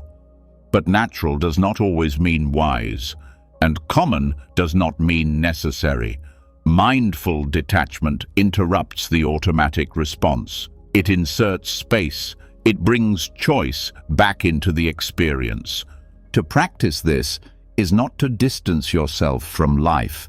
It is to be even more present, but present with awareness, not entanglement. You still feel emotions. You still experience joy, sorrow, fear, desire, but you are no longer ruled by them. They become weather, not identity, movement, not command, and that shift makes all the difference. When emotions take over, they shape perception. If the emotion is anger, the mind looks for someone to blame. If it is fear, the mind searches for danger. If it is sadness, everything appears heavy. But when you observe the emotion as it is, rather than through it, perception becomes clear again. You are no longer seeing through a filter. You are seeing the filter itself. This is where mindfulness becomes medicine. Mindfulness, sati in Pali, is not just noticing what's happening. It is remembering to notice. It is sustaining attention long enough to observe the pattern instead of becoming it. With mindfulness, you begin to see the first moment of heat before it becomes rage, the first flicker of sadness before it becomes a narrative of despair, the first tightening in the chest before the story of rejection unfolds. This early noticing is powerful because it gives you a chance to pause, and the pause is everything. In the pause, you can feel the emotion without fueling it. You can name it without needing to act on it. You can hold it like a wave, knowing it will rise and fall without your help. Over time, this breaks the emotional addiction. Because the addiction isn't just to the feeling itself, it's to the reaction. The pattern of fueling, feeding, expressing, regretting, and then starting over. When you stop reacting, the loop weakens, the charge fades, the emotion still comes, but it does not stay long. This doesn't mean you become cold or indifferent. On the contrary, it makes you more capable of experiencing emotion fully. But the experience is no longer overwhelming. It is no longer blinding. You are with the emotion, not inside of it. This is mindful detachment, not dissociation, not escape, but full presence with awareness. What makes emotions addictive is the temporary sense of identity they offer. Anger feels powerful. Sadness can feel validating. Anxiety feels like control. Even guilt can feel righteous. But all of them cover something deeper: silence, openness, vulnerability. When you stay with the emotion without feeding it, you begin to feel what was underneath it all along. Often, what arises next is tenderness or grief or simply quiet. And in that quiet, something begins to heal. You start to realize that emotions are not permanent. They don't define you. They are experiences that come and go. When you no longer resist this truth, you stop building stories around them. You stop defending them. You stop needing them to justify your actions. This is where emotional maturity begins. You can be angry without being cruel. You can be sad without collapsing. You can be afraid without running. You hold space for the emotion, and in that space, it begins to loosen. It moves through you, not against you. This kind of inner strength is not loud. It doesn't show itself in control or restraint. It shows itself in softness, in the ability to stay open in discomfort, to stay kind when provoked, to stay grounded when waves rise. That strength comes from practice, and the practice is not complex. It is simply noticing and allowing. It is breathing into what arises without making it personal. The more you do this, the more you begin to see the roots of your emotional habits. Where did this fear begin? When did this resentment first take shape? How many times have I played out this same story in different forms? And then, the deeper question, is this still necessary? You might discover that much of your emotional landscape is outdated, that you are reacting to life from old wounds, not current reality, that the patterns you feel most attached to are not who you are, but who you learn to be in moments of difficulty. Mindful detachment allows you to update your relationship to these patterns, to thank them for their service, and to begin choosing something else. And with choice comes freedom. You can choose to rest instead of spiraling. You can choose silence instead of reaction. You can choose curiosity instead of judgment. And each time you do, you are reshaping the nervous system, softening the mind, and creating a new inner path. This also transforms your relationships. When you are no longer addicted to emotional reaction, you become less defensive, less controlling, less reactive. You listen more, you speak less. You stop needing others to behave in ways that protect your emotions. You take responsibility for your own state, and that responsibility brings dignity. You also begin to hold others more gently, because you recognize that their emotional reactions are habits too, that their anger is not personal, that their fear is not an attack. You no longer meet fire with fire. You become the stillness that helps others find their way back. This is how mindful detachment becomes compassion, not as a performance, but as a natural result of presence. The less entangled you are with your own emotional story, the more space you have to meet others in theirs. And beneath all of this, something even deeper begins to arise. Contentment. A quiet, stable well-being that is not dependent on perfect emotions or calm days. A peace that comes not from control, but from understanding. You no longer fear your emotions, so they no longer control you. You feel the wave rise, and you breathe. You watch it crest, and you breathe. You feel it pass, and you remain, not as a wall, but as a witness, steady, whole, alive. And in that presence, something remarkable happens. You are no longer reacting to life. You are living it, fully, freely, without needing every moment to feel good in order for it to be enough, without needing every emotion to be pleasing for it to be acceptable. You are here, aware, untangled, present, and that is freedom. Not later, now. As emotional attachments loosen and the constant pressure to react begins to fade, a quieter truth starts to surface. It's not loud or dramatic. It doesn't rise like anger or ache like sorrow. It doesn't demand anything.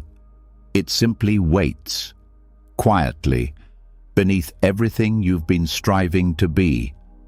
And when you finally notice it, the recognition comes with both surprise and softness. You don't need to be special, not in the way the world defines it, not in the way your ego has been trained to crave, not in the way that turns your existence into a performance, always waiting for recognition, always fearing invisibility. There is a different kind of peace, one that arises when you stop trying to stand out, stop trying to be exceptional, and instead allow yourself to simply be. Zen teachings often point directly to this, that the self we try so hard to refine, to polish, to distinguish, is an illusion, that the craving to be unique, admired, validated, is not strength but tension, that the mind constantly asking, "Am I enough?" is creating its own suffering. The peace you seek is not hidden in being extraordinary. It is waiting in the humility of being nobody in particular. This does not mean your life is meaningless. It means you stop needing your meaning to be proven.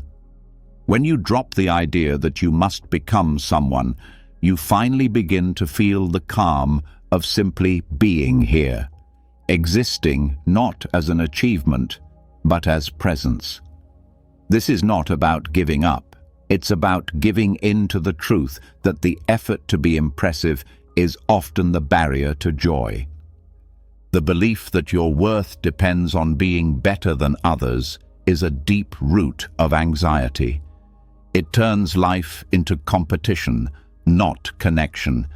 It makes every interaction a measurement, every silence a threat, every success not a cause for celebration, but a benchmark to be defended. You begin to live in comparison, not in truth. When this drops, something different takes its place. Not emptiness in the negative sense, but spaciousness, a widening of the heart, a releasing of the need to be recognized, acknowledged, praised. What remains is softness. You can walk into a room and not need to be noticed. You can do your work without expecting applause. You can live your life without constantly asking how it measures up. This doesn't mean you stop caring. It means you stop needing to be seen a certain way. And when that craving dissolves, your actions become cleaner. You help not to be appreciated, but because helping feels right. You speak not to impress, but because there's something true to say. You create not to be admired, but because expression itself is alive in you. The ego thrives on identity. It needs roles, titles, stories. It wants to feel chosen, important, irreplaceable. But these identities are heavy. They require constant maintenance, and often they're not even true. You begin to believe the story more than you live the life.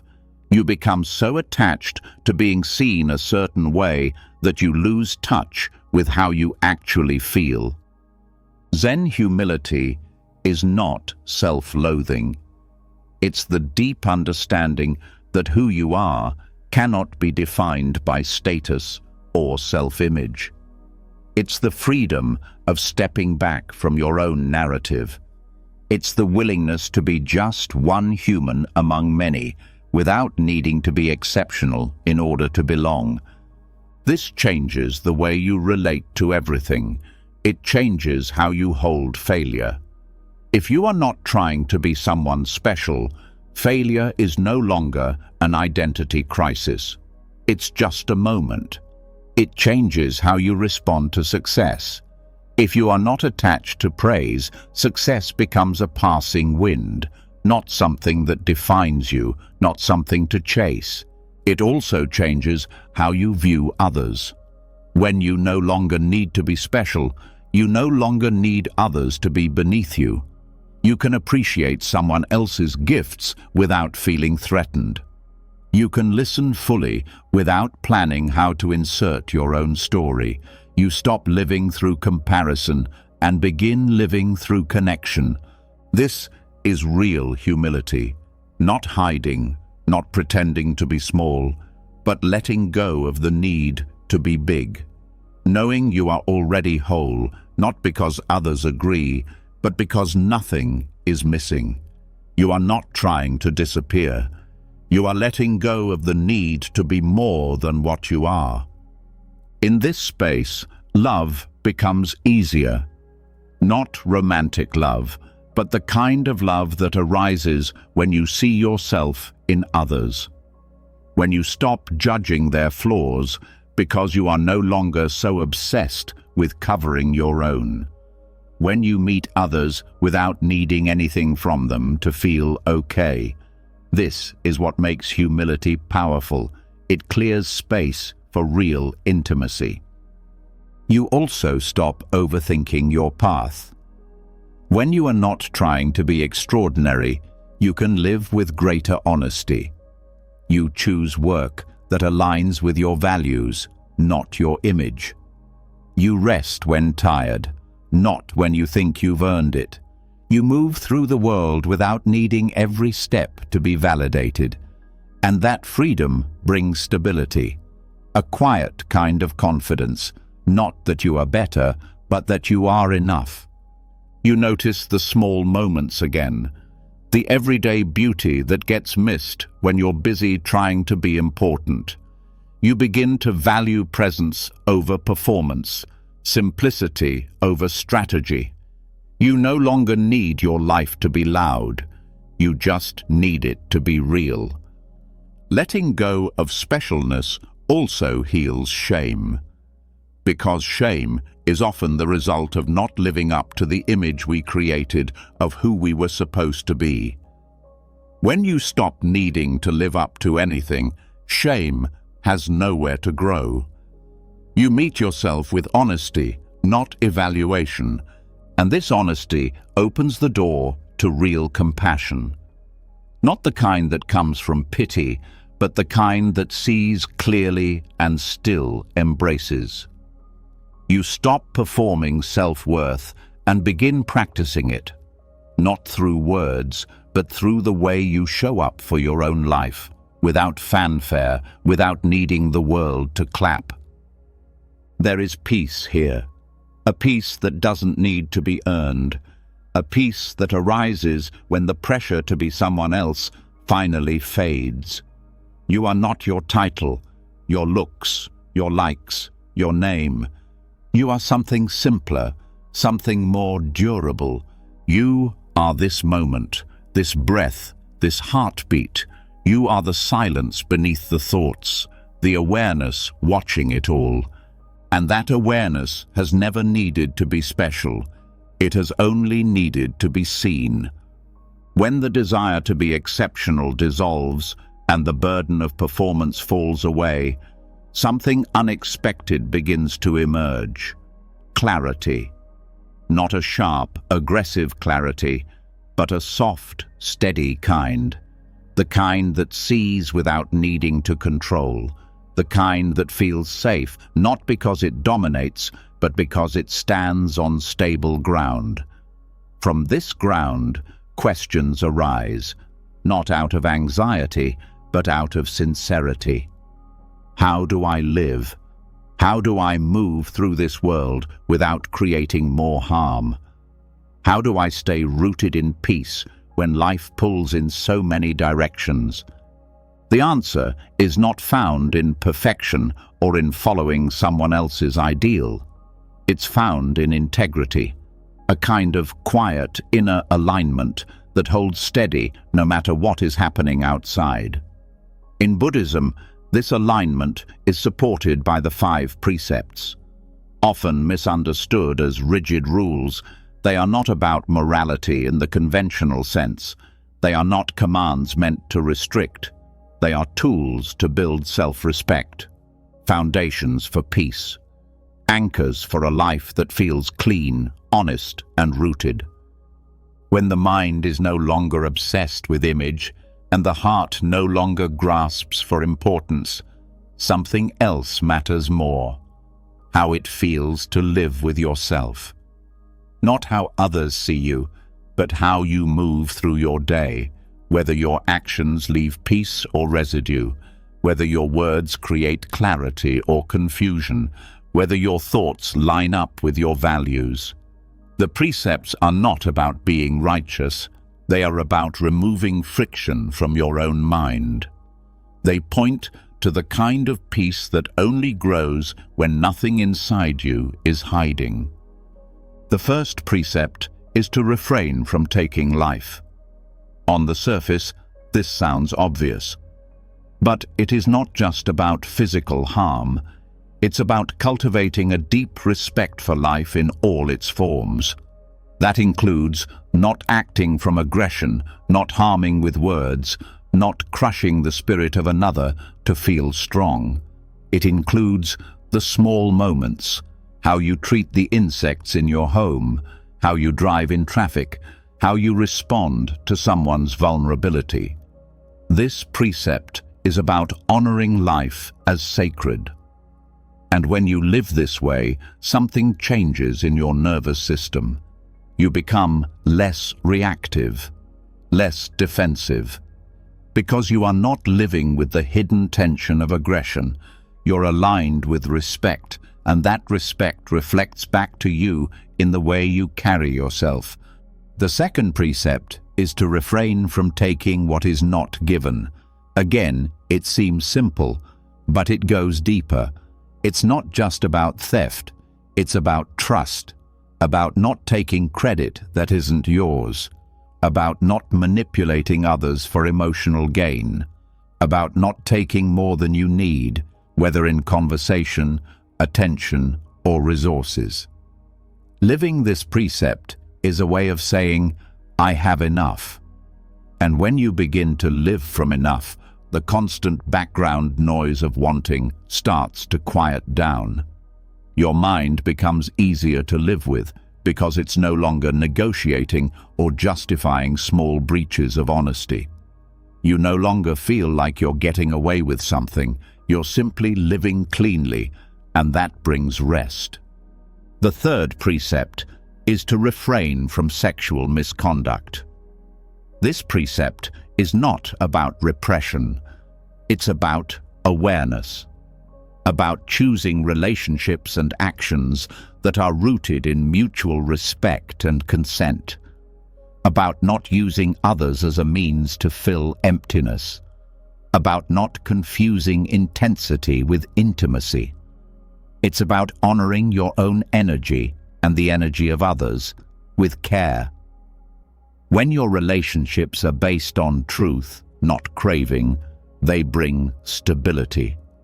When your connections are honest, not performative, they support growth. This precept is about bringing your body and your heart into alignment, so your longing does not lead to harm or confusion. When you do this, the background anxiety in your relationships fades. You no longer wonder if you're betraying your own values. You are living from them. The fourth precept is to refrain from false speech. This goes beyond lying. It includes gossip, exaggeration, passive aggression, manipulation, even the small ways we twist our words to look better or avoid discomfort. Speech carries karmic weight. Every word either builds clarity or confusion. Every conversation either deepens trust or wears it down.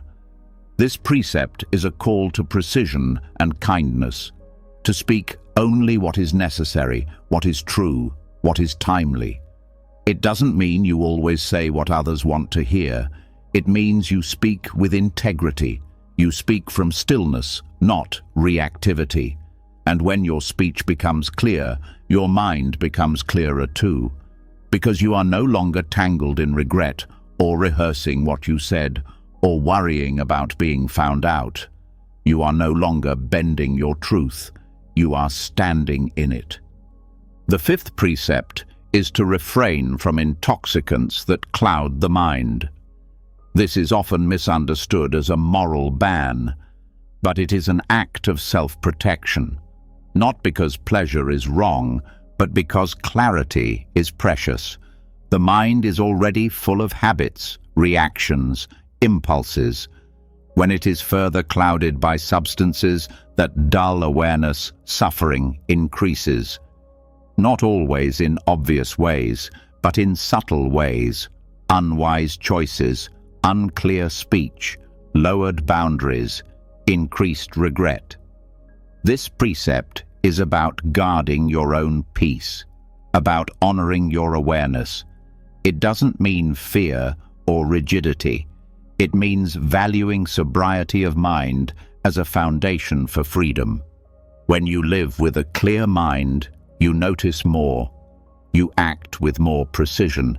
You remember your values in real time. These 5 precepts are not about being good. They are about living in a way that creates less inner conflict. Each one is a tool for self-respect, a way to live with fewer regrets. When you follow them sincerely, not as rules but as reminders, you begin to feel lighter. Not because life becomes easier, but because you stop adding unnecessary weight. You stop leaving behind small trails of unease. Your energy becomes more whole, your attention less scattered. Living from the precepts doesn't mean you never make mistakes. It means you begin to notice them sooner. You begin to make repairs more easily. You no longer spiral in shame. You correct your course and keep going. And that ability to return to your values, to your breath, to your center, is what makes you strong. Over time, these principles become more than outer guidelines. They become an inner compass, not a voice of judgment, but a quiet sense of direction. They help you navigate complex situations with a steady hand. You don't need to overthink every decision because you have a clear foundation. You know where you stand, and that self-knowledge frees up energy. The mind that was once tangled in second-guessing now rests in clarity. And this clarity isn't harsh, it's spacious. It allows for softness, for patience, for forgiveness. Because when you live in alignment, you no longer project your own inner conflict onto others.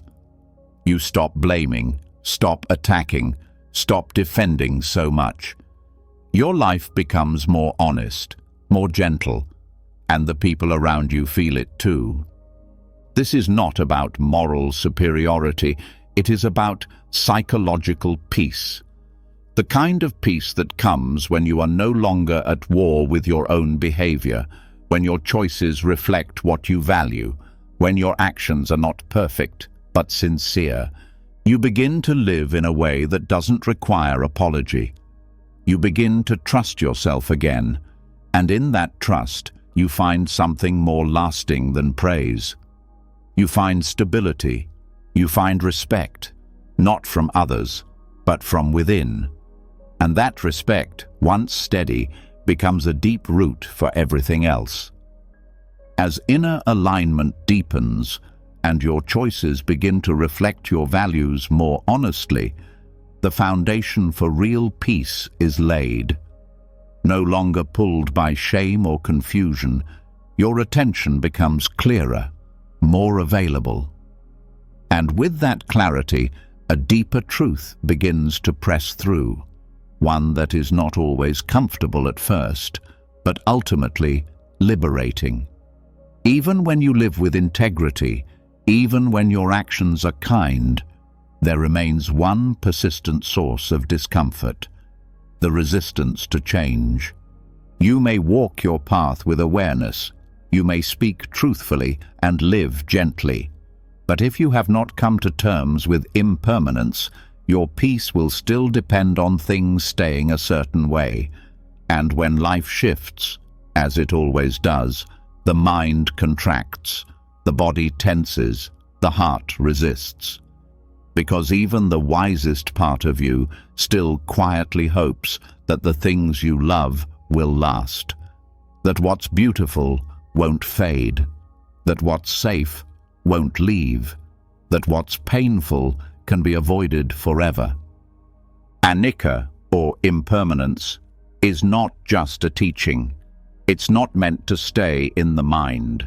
It is something that must be experienced fully in the body, in the breath, in the cells. It's the direct seeing that nothing is fixed, not your emotions, not your thoughts, not your body, not the people you love, not the circumstances you depend on. It's the understanding that every moment is already becoming something else. This truth can feel threatening if it remains intellectual. It sounds like loss. It sounds like instability.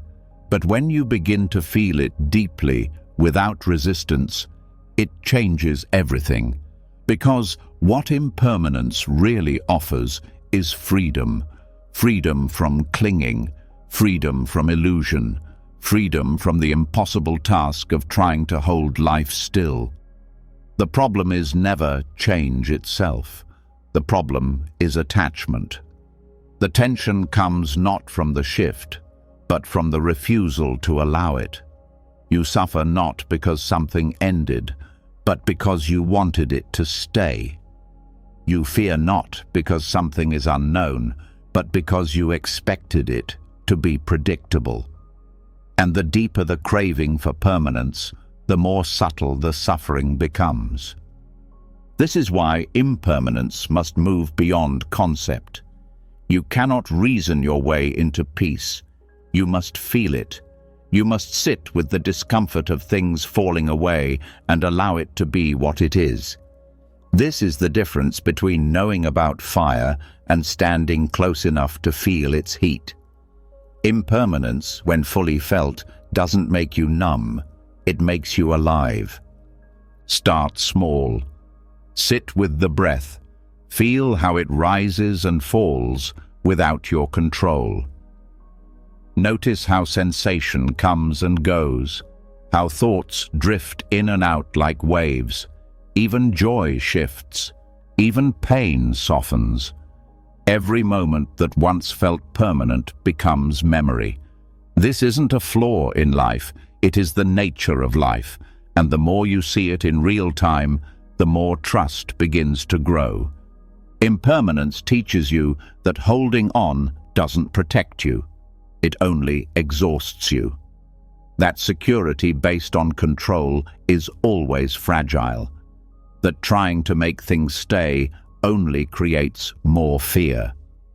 But when you let go, not as a strategy, but as a surrender, you begin to touch a different kind of stability. The kind that comes not from what stays, but from your ability to stay present through the change. This shift softens everything. You stop clinging to good moments. You stop fearing the hard ones. You begin to live more honestly, more fully, because you know nothing lasts. And strangely, that makes the beauty more vivid, the love more real, the connection more sacred. Not because you can hold it forever, but because you no longer need to. When impermanence is seen clearly, it also changes how you meet your own mind. You stop defining yourself by temporary emotions. You no longer believe that how you feel right now is how you'll always feel. You stop creating fixed identities around sadness, anxiety, doubt. You see that these too are weather systems passing through. You begin to trust that nothing you experience is final. Even your mistakes soften in the light of impermanence. What once felt like a permanent flaw becomes a moment of misalignment. What once felt like shame becomes a doorway to compassion. You stop locking yourself into the past. You stop expecting the future to be a repetition. You begin to live from this moment only, because this is the only place anything real is happening. This is not detachment in the cold sense. It is a warm, open recognition of life's movement. You no longer chase permanence where it can't be found. You no longer resist the flow of life trying to teach you how to let go. Letting go doesn't mean giving up. It means you're no longer fighting a river you cannot stop. You're learning how to float. This realization brings a deep kind of ease. Not because the world stops shifting, but because you stop needing it to behave. You become more fluid, more adaptive, more at peace in moments that used to feel threatening. Your nervous system begins to settle, not because life becomes perfect, but because you're no longer clinging to the idea that it should be. And when you live this way, your relationships change too. You love people without trying to possess them. You listen without trying to fix them. You stay close without needing guarantees. You appreciate them more deeply because you know nothing is promised. Every moment becomes a gift, not a transaction, and in this presence, love becomes less anxious. It becomes more honest, more gentle. You also begin to grieve differently, not with less emotion, but with less resistance. Grief still hurts, loss still matters, but you stop being shocked by it. You stop seeing it as a mistake. You allow it to move through you instead of trying to push it away, and in doing so, you suffer less. Not because you avoid pain, but because you stop adding fear on top of it. Impermanence teaches you to live with reverence, because you realize that everything you experience is a temporary guest. Every sunrise, every meal, every embrace. You stop sleepwalking through your days. You start noticing the details. You stop waiting for something bigger and start paying attention to what's already here. This presence is not passive, it's deeply engaged. Because when you know that nothing lasts, you stop wasting your time. You stop waiting for better conditions. You live now. You act now. You speak the truth now. You love now, not recklessly, but wholeheartedly. Because you know that each moment is both precious and unrepeatable. When impermanence becomes embodied, it changes the texture of your life. The same events still unfold. Joy still comes and goes. Challenges still arise. But you are no longer defined by what you hold or what you lose. You become rooted in awareness itself, and that awareness, unlike everything else, doesn't change. It sees change, it allows it, it holds it, but it does not become it.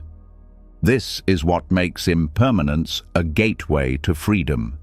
It strips away what is false. It reveals what is reliable. Not the outer world, not the mind's stories, but the quiet, spacious presence that remains as everything else shifts. That presence is your true home. Not because it avoids change, but because it embraces it. And now, you don't have to fear endings. You don't have to chase beginnings. You are at peace with the truth that everything moves, everything breathes, everything is in process, and so are you. When impermanence is not just understood, but embodied, life softens.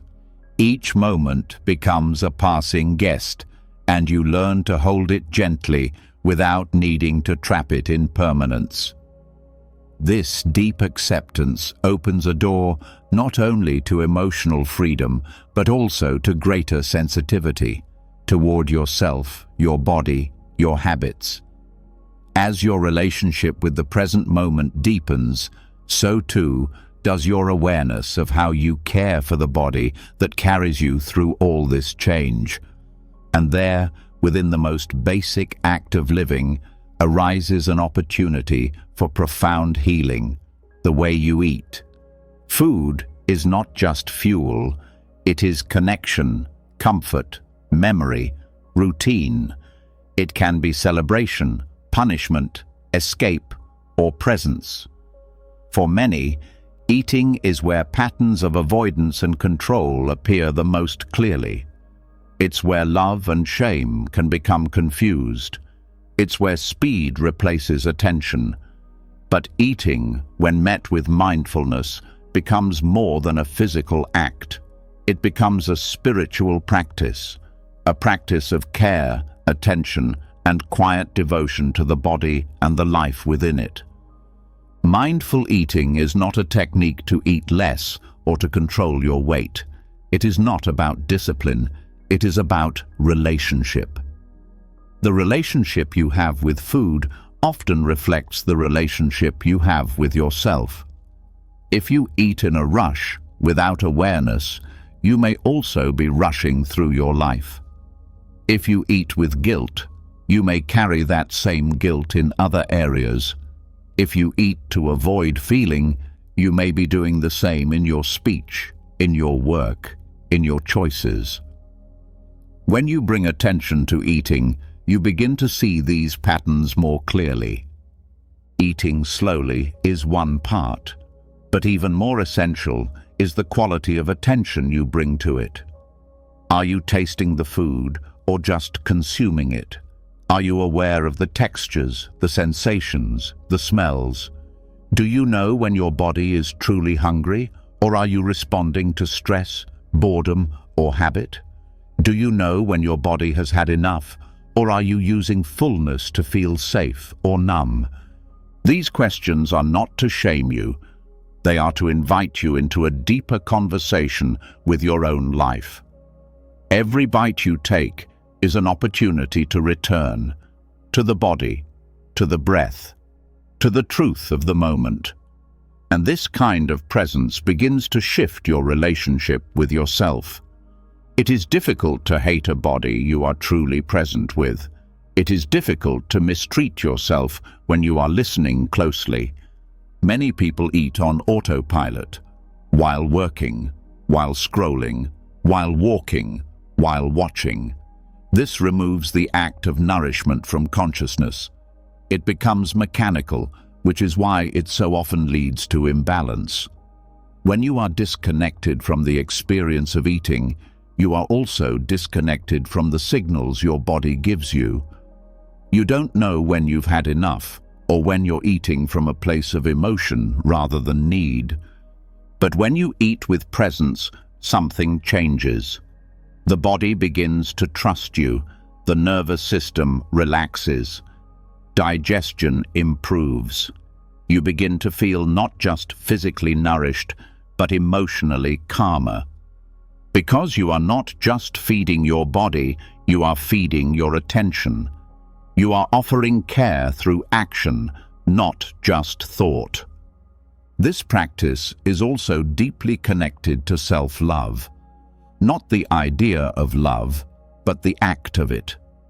Self-love is not only affirmations or self-talk. It's also how you treat yourself when no one is watching. It's how you choose your food, not from rules or guilt, but from listening. It's how you pause before eating, not because someone told you to, but because you feel a quiet reverence for what you're about to receive. Food is a form of intimacy. It enters your body, becomes part of you. How you relate to it matters. When you bring mindfulness to eating, you begin to choose foods that honor your energy rather than react to cravings. Not from fear, but from clarity. You stop eating to punish or reward yourself. You stop moralizing your meals.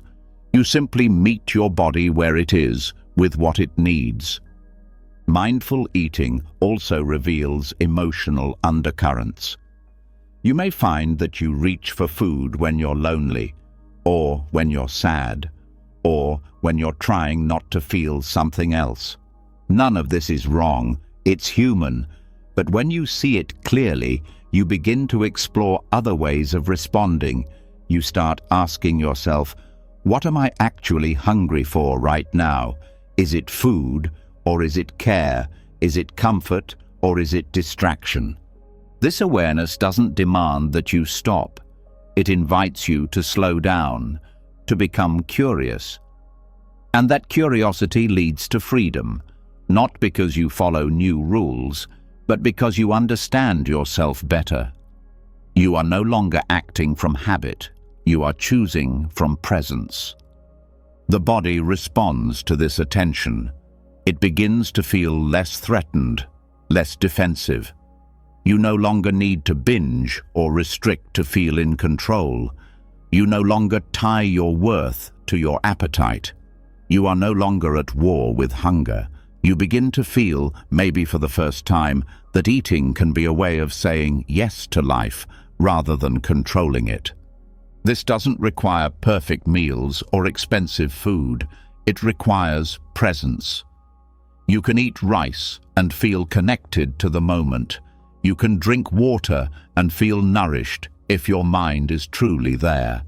You don't need to cook elaborate dishes or follow complicated rules.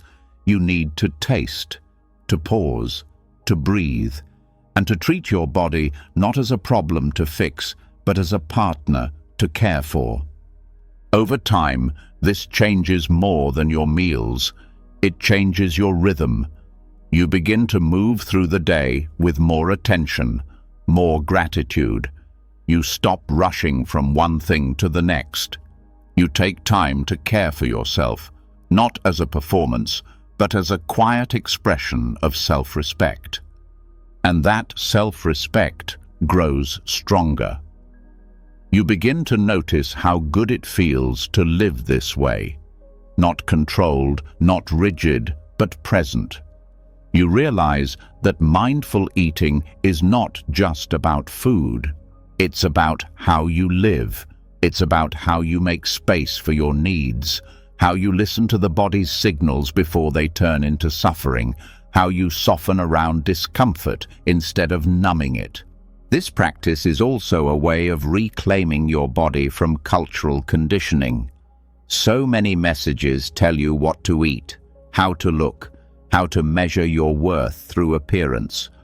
Mindful eating returns the power to you, not through resistance, but through awareness.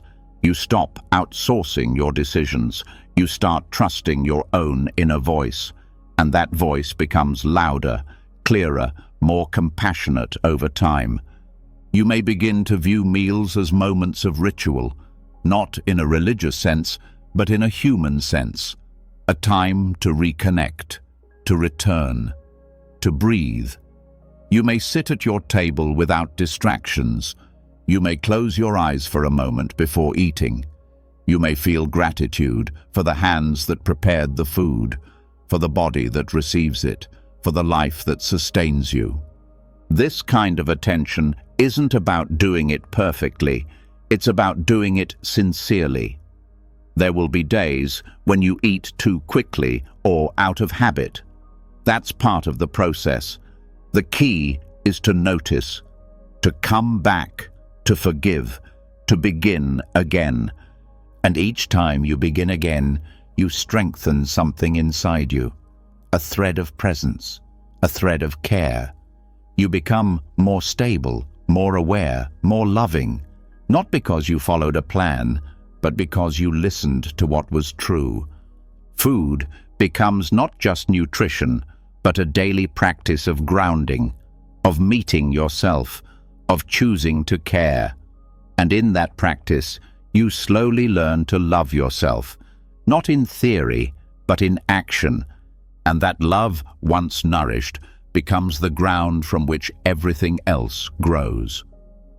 When care begins to show up in daily acts, when meals become a practice of love rather than control, a sense of peace starts to take root. The body is no longer an enemy. Attention becomes a form of kindness, and in this grounded presence, stillness feels closer. But here, too, something subtle must be seen clearly. There is a line, often invisible, between true stillness and quiet avoidance, between inner rest and spiritual laziness. And if that line is not understood, the very peace you are trying to cultivate can become a hiding place. It is possible to mistake inaction for wisdom, to call it surrender when, in truth, it's fear, to call it acceptance when it's actually passivity. The outer form of stillness can look the same in both cases, no movement, no reaction, but what's happening inside is completely different. One comes from deep understanding, the other from subtle resistance. One is alive with awareness, the other is quietly stuck. Spiritual laziness is not obvious. It often dresses itself as ease. It uses spiritual language to justify not showing up. It whispers things like, "It doesn't matter," or "just let go," or "everything is fine as it is." while inside, energy is stagnant and the heart is disconnected. This kind of laziness does not look like chaos. It looks like emptiness, but not the liberating kind. The kind that avoids discomfort by doing nothing in the name of peace. Stillness, in contrast, is not a lack of energy. It is focused presence. It is a quiet that comes from understanding, not withdrawal. When you are truly still, you are aware. You are fully in contact with what is here. You are not moving, not because you are afraid or avoiding, but because there is nowhere to go, no desire to escape, no need to fix or reach, just a full meeting of this moment with nothing extra. The key difference lies in attention. In spiritual laziness, attention is fuzzy. You are disconnected from feeling. You may speak of flow, surrender, ease, but underneath it, the body is holding tension. The mind is scattered.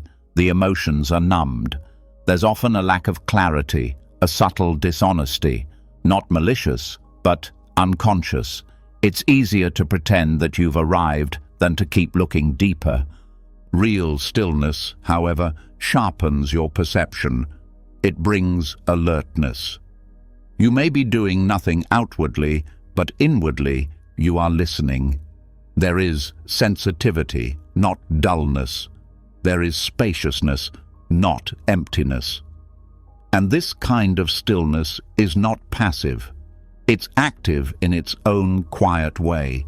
It requires discipline to stay with discomfort. It requires courage to not follow every impulse. It requires honesty to see what's really going on beneath the surface.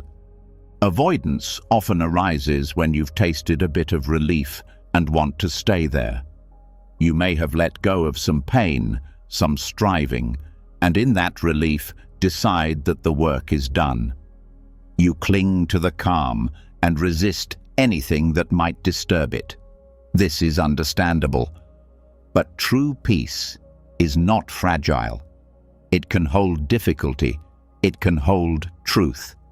If your peace shatters in the face of challenge, it was not rooted in stillness. It was floating in avoidance. Another form of spiritual laziness is the overuse of language. Phrases like "everything is one" or "nothing matters" can become shields, not because they are untrue, but because they're used to shut down inquiry. True insight opens the heart. It brings humility, curiosity, gentleness. It does not close the door to reflection. It does not dismiss emotion or bypass the pain of others. To know if you are resting in stillness or hiding in spiritual laziness, ask yourself how connected you feel to your body, to your breath, to your relationships, to your responsibilities.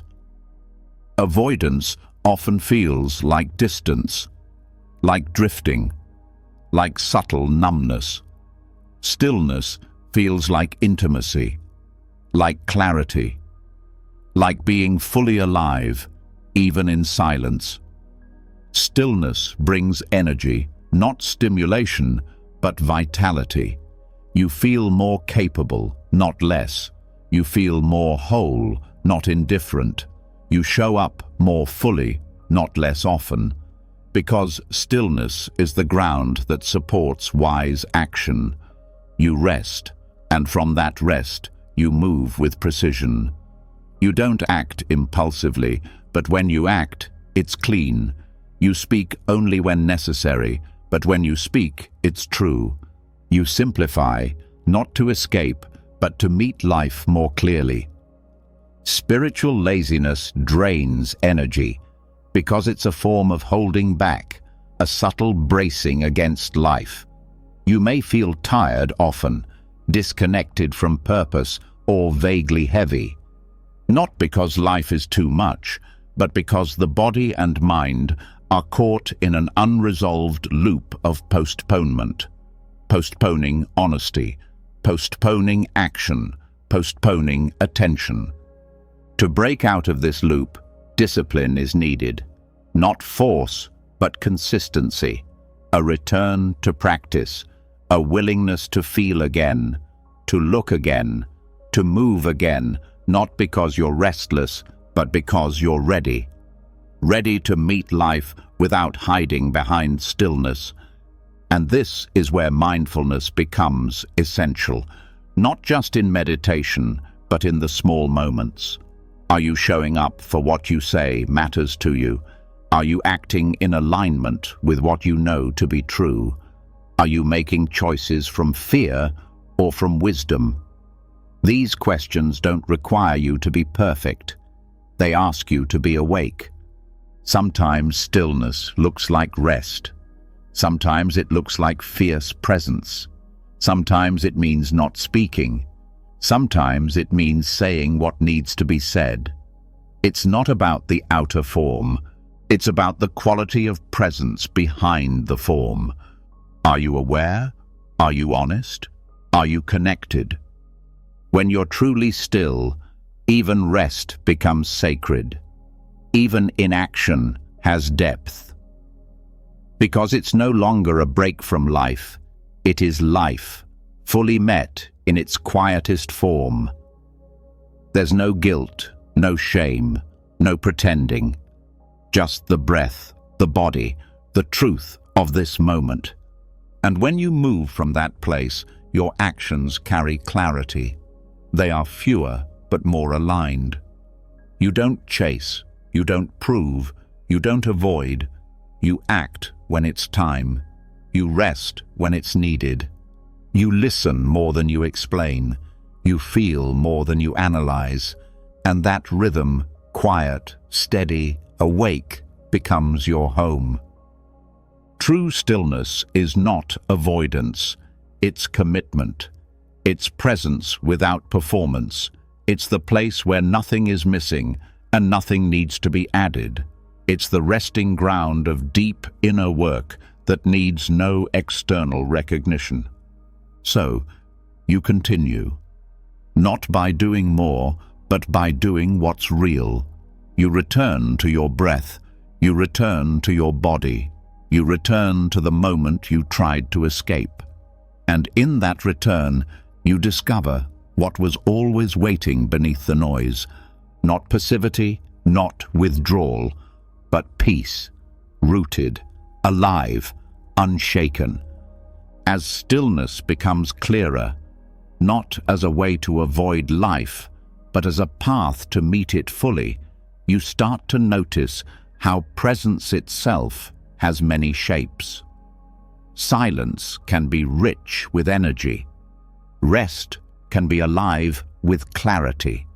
Yet still, in the quiet, something deeper begins to call, a need to move. Not from restlessness, not from urgency, but from a desire to feel the whole body again, not just the breath, not just awareness, but the physical rhythm of living. This is where walking meditation enters. It's the form of mindfulness that meets you exactly where you are, in motion, step by step, without leaving behind the presence you've cultivated. When you walk with attention, you bring stillness into movement. You don't lose the silence, you bring it with you. Modern life is fast. Even when you slow down internally, your environment often pulls you back into its pace. Notifications, deadlines, noise, distraction. Walking meditation is a way to meet that pull with grounded rhythm. You walk not to get somewhere, but to return to yourself. You use movement to deepen connection, not to escape. And in doing so, you dissolve the split between mind and body. When you walk slowly, deliberately, you begin to feel how much you've been rushing through life, not just physically, but emotionally. Slowness reveals things. It shows you how often your steps are ahead of your breath, how often your mind is elsewhere, how often your body is treated like a machine, expected to carry you without complaint. In walking meditation, you bring all of yourself to each step. The foot lifts, the leg moves, the sole touches the ground. Nothing is automatic, everything is felt. This simplicity is powerful because it interrupts the trance of efficiency. It invites you into a different kind of intelligence, one that is not about speed, but about awareness. The goal is not to walk perfectly. It's to walk honestly, to feel the ground, to listen to the way your body meets gravity, to notice tension in your shoulders, in your jaw, in your pace. These details aren't distractions. They are the path itself. They are how you reconnect the parts of you that daily life tends to scatter. Walking slowly isn't easy at first. The mind resists. It says you're wasting time, that you should move faster, that this is pointless. These thoughts are part of the practice. You see them arise, and you stay with the step. You notice irritation, impatience, boredom, and you keep walking. You let the movement anchor you, not to escape thought, but to meet it differently. This form of meditation also helps regulate the nervous system. The rhythm of slow walking calms the body without shutting it down. Unlike sitting, which can feel static or distant, walking engages the whole system. It allows you to stay grounded while still processing. Movement becomes a container. Breath becomes your companion. And gradually, the mind settles. Not because you're trying to silence it, but because you are no longer following it. You don't need a special place, a hallway, a garden, a quiet sidewalk. What matters is the intention. You're not walking to get anywhere. You're walking to arrive in each step. And each time you return to the step, you return to your life, fully, without judgment. You may also begin to feel emotions rise during walking meditation. The body remembers things that thought doesn't. Movement stirs memory. It stirs grief. It stirs joy. These aren't problems. They are invitations to stay present with what arises. You walk with your whole being, not just your thoughts, but your history, your tension, your healing. Walking in this way builds integration. The mind stops being the commander. It becomes a listener. It stops demanding that the body move according to its stories.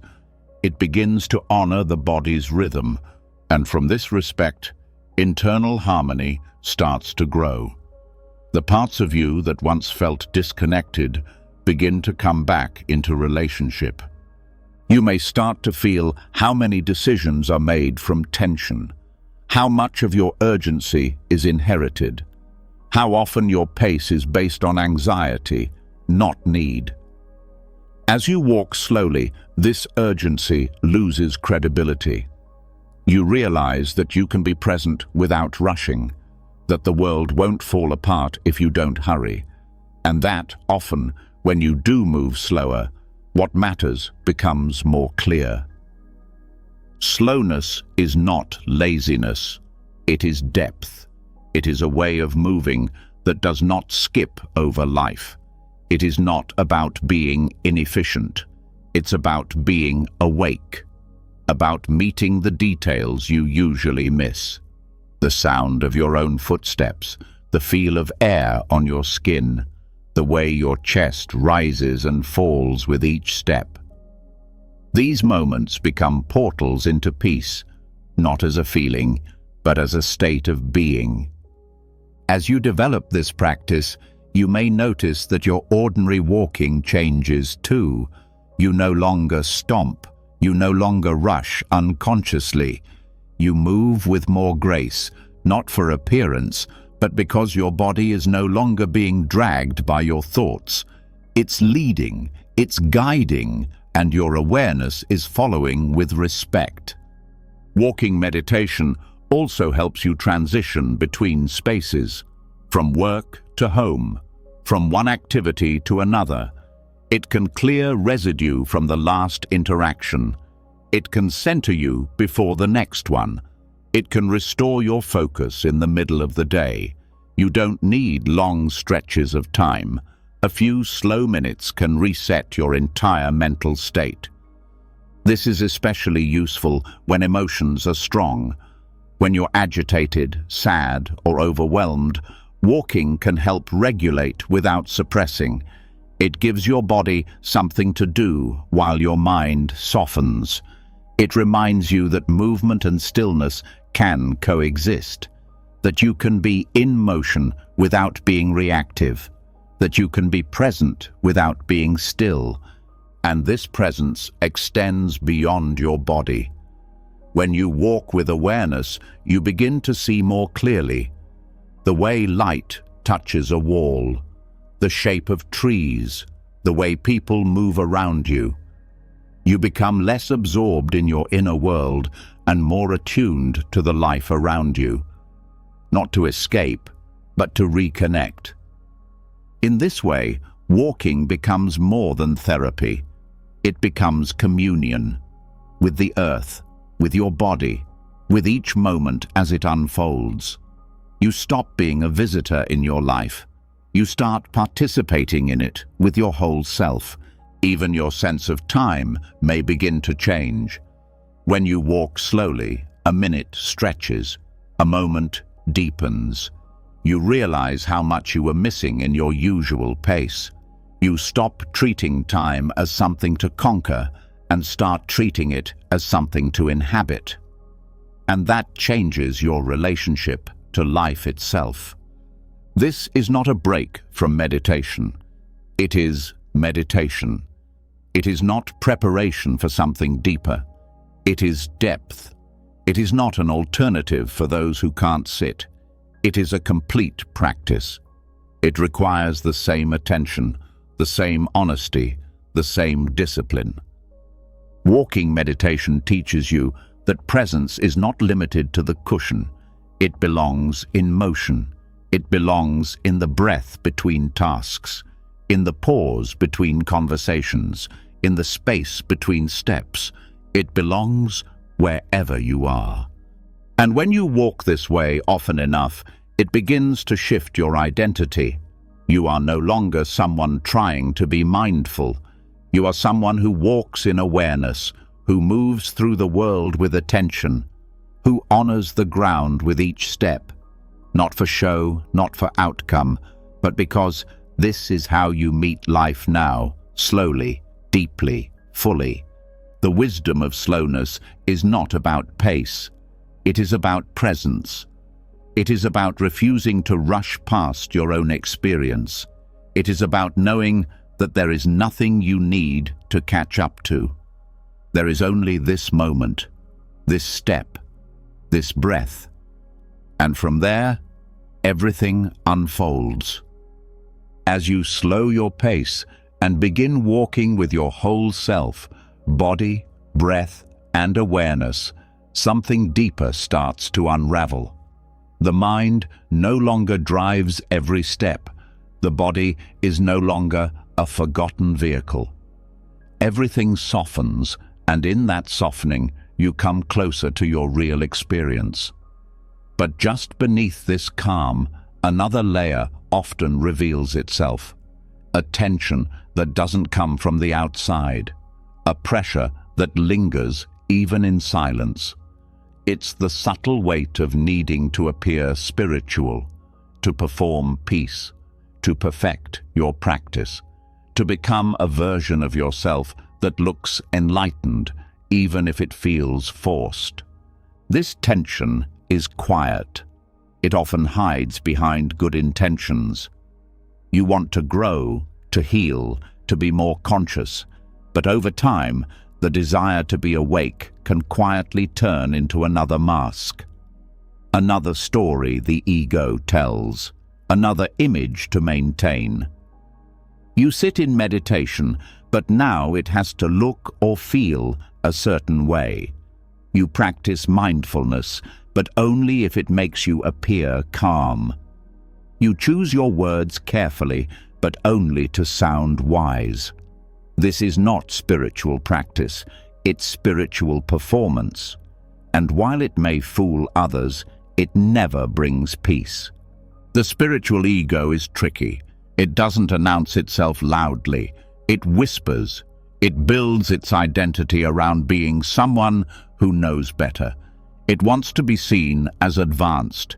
It wants to belong in the quiet spaces. It wants to be the one others turn to. But this wanting creates suffering, because it adds pressure to what should bring ease. It turns presence into performance. It turns insight into status. It turns silence into something to be admired, not inhabited. When this happens, even the most sincere practice becomes tight. You're no longer meditating to connect. You're meditating to maintain an identity. You're no longer reflecting to understand. You're reflecting to find something impressive to share. And when your attention shifts from being to appearing, your peace disappears. Letting go of spiritual perfectionism doesn't mean abandoning your path. It means removing the need to perform it. It means allowing yourself to be human within the practice, to admit when you're lost, to speak honestly about doubt, to not know all the answers, and to stop needing every experience to be profound. Perfectionism wears many faces. Sometimes it's trying to feel peaceful all the time.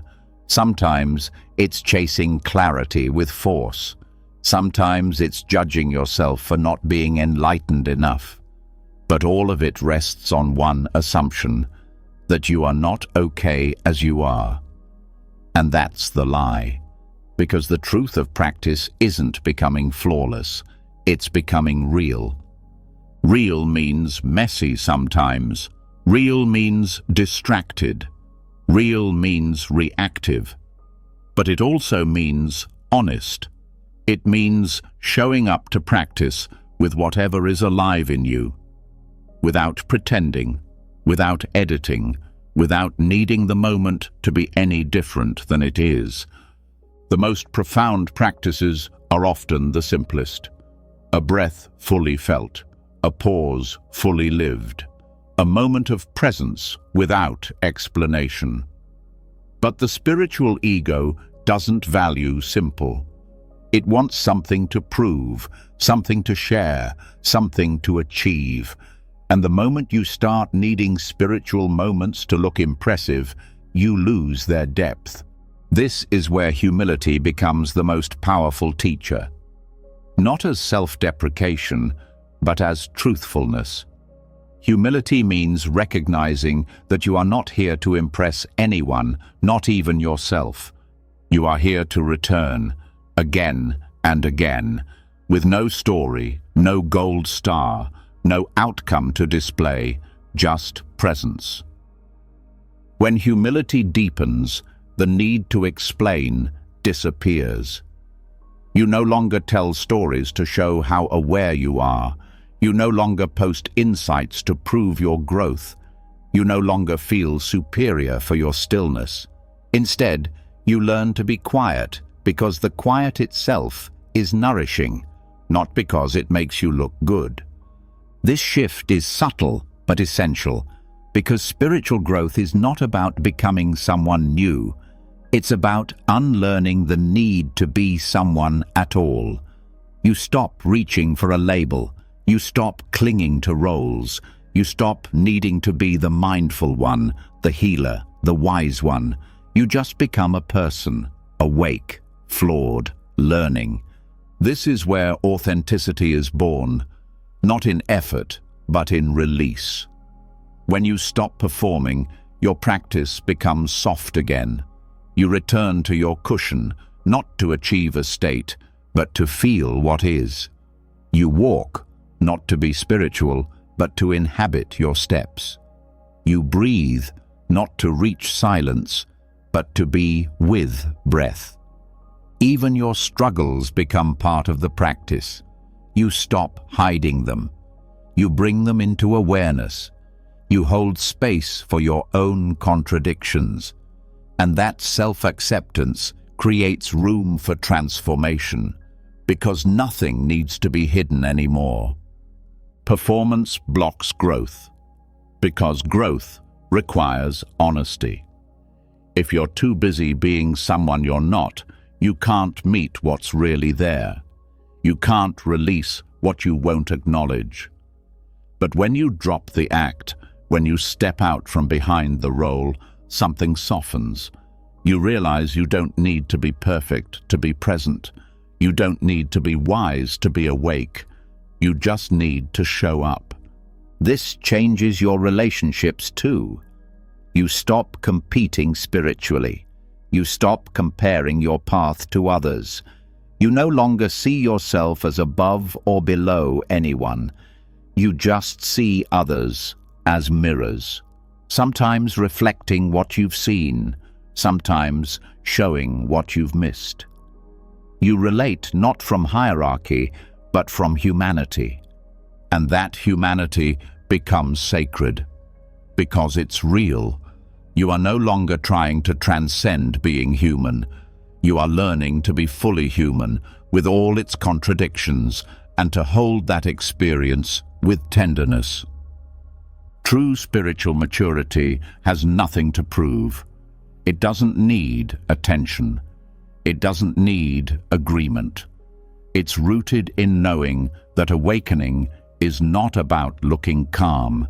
It's about being open to life without defenses. It's about responding from presence, not reacting from ego. So you begin to ask yourself gently, is this choice coming from truth or from image? Am I sharing this because it's needed or because it feeds my identity? Am I practicing from sincerity or from pressure? These questions don't judge you. They guide you back. And as you return again and again to what's real, you begin to feel lighter. The effort to impress fades. The need to have all the answers dissolves. You feel more at home in your body, more honest in your heart. You stop trying to arrive, and you simply begin to belong to this moment, to this breath, to this life as it is. This belonging is not conditional. It doesn't depend on performance. It doesn't require perfection. It arises from the freedom of knowing that presence cannot be earned. It can only be remembered. It has always been here, waiting for you to come back without the mask. And now that return begins, not with a goal, not with an achievement, but with a breath that asks nothing, a breath that proves nothing, a breath that simply is. As the need to perform fades and the pressure to be spiritual dissolves, what remains is a quieter, more intimate space. A space where truth lives not in how things appear, but in how they feel from within. But here, in this stillness, something often arises. Not noise from the outside, not distraction from the world, but a voice from within. Quiet, sharp, familiar. It doesn't ask for attention, it demands it. It says, you aren't doing enough, that you should know better by now, that you're failing even at being mindful. This is the inner critic, and it often becomes louder when everything else becomes quiet. Self-judgment is one of the most persistent forms of suffering. It attaches itself to everything: how you speak, how you practice, how you feel. It's not always harsh. Sometimes it's subtle, disguised as motivation, dressed up as responsibility. But beneath it is always the same energy: contraction. you feel smaller after it speaks. Not because you've seen the truth, but because you've been reduced by a thought pretending to be truth. In Zen practice, this contraction is not always solved through logic. It's not argued with or fixed. Instead, it is met with something more unexpected. A koan. A paradoxical question that bypasses the thinking mind. One that short-circuits analysis. One that can't be answered in words but must be lived into. And when you bring this approach to self-judgment, something powerful begins to shift. Not through willpower, but through insight. Koans are not puzzles. They're not meant to be solved. They're meant to reveal where the mind is clinging. They show you the limits of conceptual thinking. They don't explain freedom. They point to it. And when self-judgment is strong, this is often what's needed. Not a better story, but the falling away of story altogether. When you say, "I'm not good enough," the koan doesn't say, "Yes, you are." It asks, "Who is the one that is not enough?" When you say, "I've failed again," the koan asks, "What is failing if there is no fixed self?" These questions don't offer comfort. They dissolve the very foundation of the judgment itself. Because judgment rests on identity. It assumes a self that can be defined, labeled, improved, or condemned. But when you look closely, who is being judged? Where is the self that did wrong? Is it the version of you from a year ago, from a moment ago, from a thought ago? Can you find a self that exists long enough to carry blame? This inquiry doesn't lead to nihilism. It leads to space. A kind of freedom that arises when you see that the inner critic isn't pointing to anything solid. It's reacting to a pattern, a habit, a voice from the past, a loop that's played so often you forgot you could press pause. Koans invite you to do just that, to stop trying to resolve the critic with better thinking, to instead meet it with presence. When the voice says, "You're not spiritual enough," you meet it with stillness. When it says, "You're too much," you ask, "Too much for whom?" When it says, "You're behind," you ask, "Where is the finish line?" These are not distractions, they are disruptions, intentional ones. They break the trance. They make you stop believing thoughts simply because they sound familiar. They don't replace one belief with another. They remove the need to believe or disbelieve. They show you what's left when belief drops away. This is where self-judgment begins to unravel, not through self-love slogans, but through the direct experience of emptiness. When you can't find a self to fix or blame, the urgency to criticize softens. You realize that what you've been attacking is a collection of thoughts and memories, not a permanent identity. This doesn't mean you stop taking responsibility. It means you stop punishing yourself for being human. Responsibility becomes cleaner, not rooted in shame, but in clarity. You see where you've caused harm and you make amends, not to earn worth, but to restore integrity. There's no performance in that, just honesty. The critic often speaks in absolute terms, always, never, again. These are red flags. They signal that the mind has slipped into habit. Koans interrupt that. They ask questions that make the absolute impossible. If you're always failing, then who is the one who noticed? If you've never been enough, then how are you here, practicing, listening, still seeking truth? Even when the voice is subtle, just a quick wince at a mistake or a flash of embarrassment, a koan can slip in and ask, "What was that?" Not to analyze, but to shine light, to bring curiosity instead of blame. This is how presence transforms judgment, not by force, but by replacing habit with awareness. The more you do this, the more space opens around the thoughts. They may still arise, but they lose authority. You stop taking them personally. They become echoes, not commands. You see them for what they are, old voices trying to protect you by shaming you, once useful maybe, but no longer necessary. And in this spaciousness, something new appears, not affirmation, not a better story, but rest. A rest that comes from no longer needing to defend or attack yourself. You begin to relate to yourself like you would to a stranger in pain, not with strategy, but with quiet attention.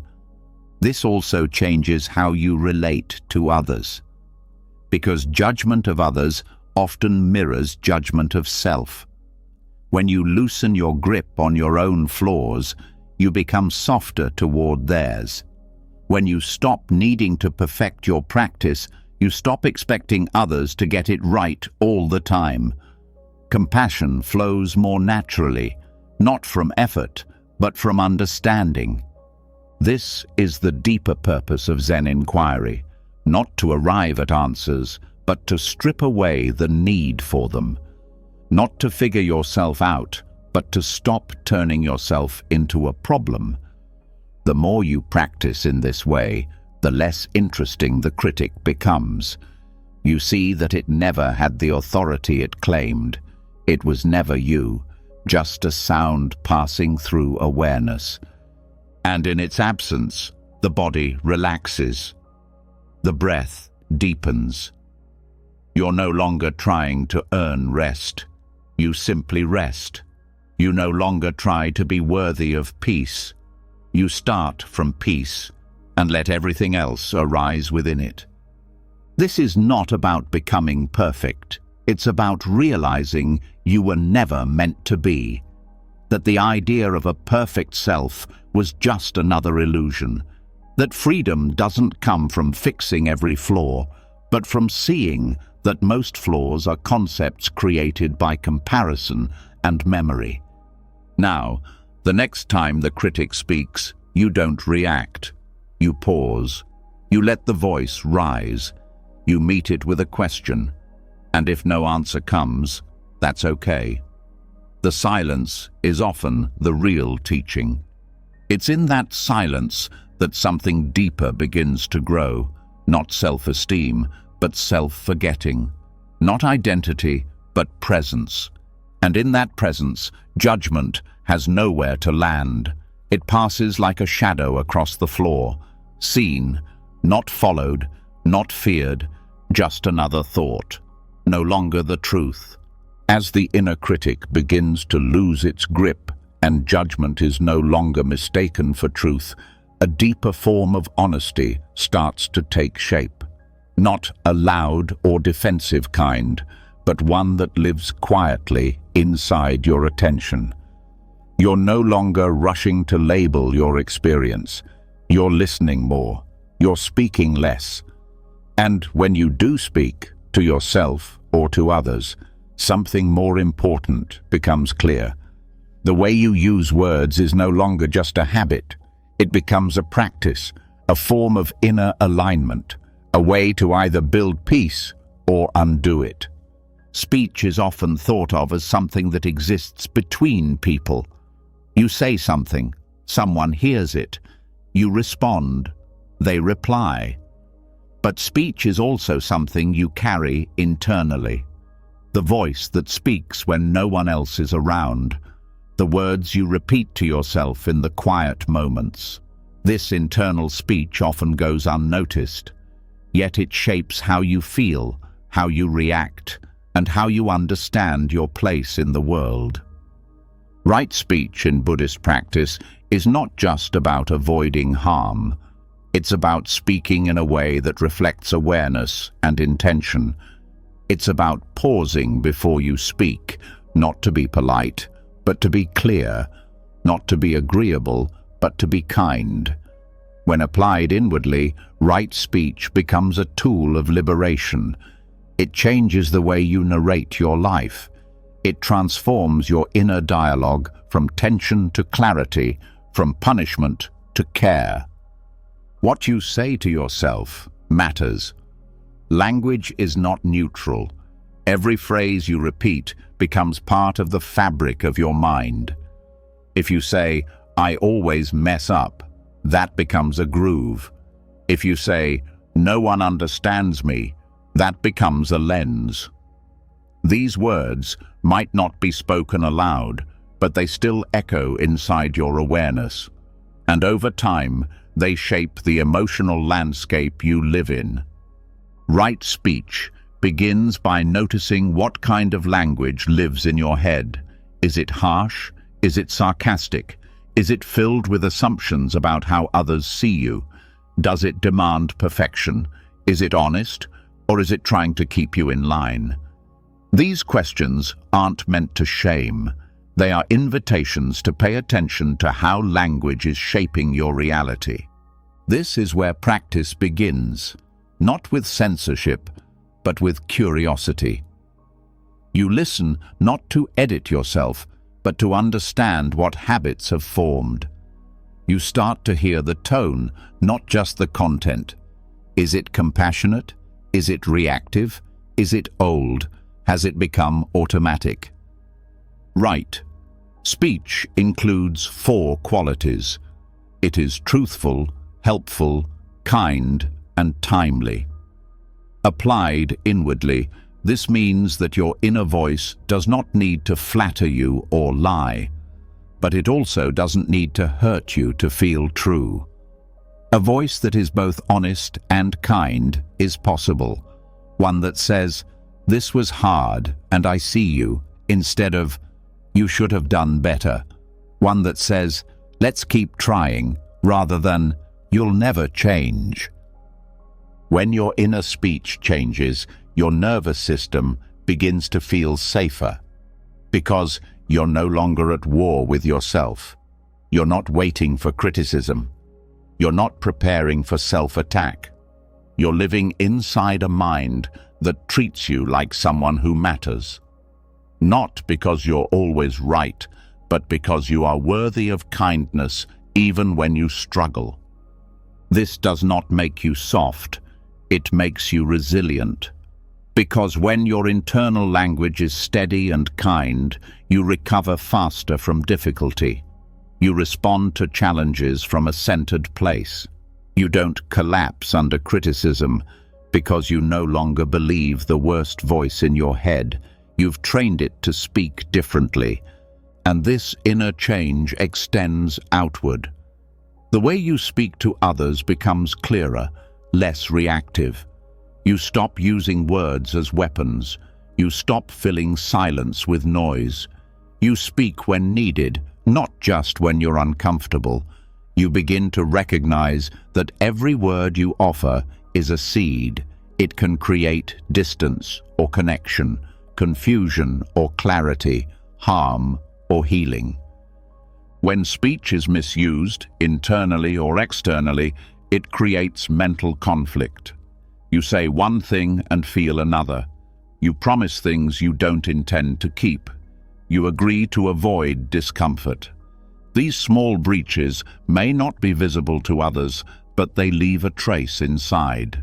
A sense of dissonance, a fracture between who you are and how you show up. Right. Speech repairs this fracture. It invites you to say less, but mean more.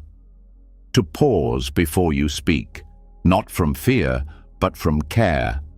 To stop using language to escape discomfort. To speak what's true and trust that the truth, when offered with presence, is enough. Even silence becomes part of right speech, because sometimes silence is what kindness looks like. Not avoidance, but restraint. Not hiding, but choosing not to say what doesn't need to be said. When your speech is grounded in awareness, you no longer fear silence. You no longer rush to fill it. you let it speak its own truth. Right speech is also deeply connected to boundaries. When your internal dialogue respects you, it becomes easier to say no with clarity. Not from guilt, not from anger, but from steadiness. You're no longer using words to keep the peace at your own expense. You're no longer agreeing just to avoid conflict. You're communicating with your whole self, your values, your truth, your presence. This integrity brings peace. Not because every conversation goes well, but because you are no longer betraying yourself with your own voice. You begin to trust yourself. You begin to believe in what you say. You feel less fragmented, because your outer words and inner truth are no longer in conflict. And this trust creates space. Space to think before reacting. Space to ask questions instead of assume. Space to hold silence without panic. Space to let others speak without needing to defend. You begin to speak less from fear and more from clarity. This shift is not sudden. It takes attention. It takes willingness to listen to the voice you've been living with, not to fight it, but to understand it, to recognize that it learned its tone from somewhere, that it tried to protect you, that it repeated what it heard, and then to slowly begin changing it, not by force, but by choosing different words again and again.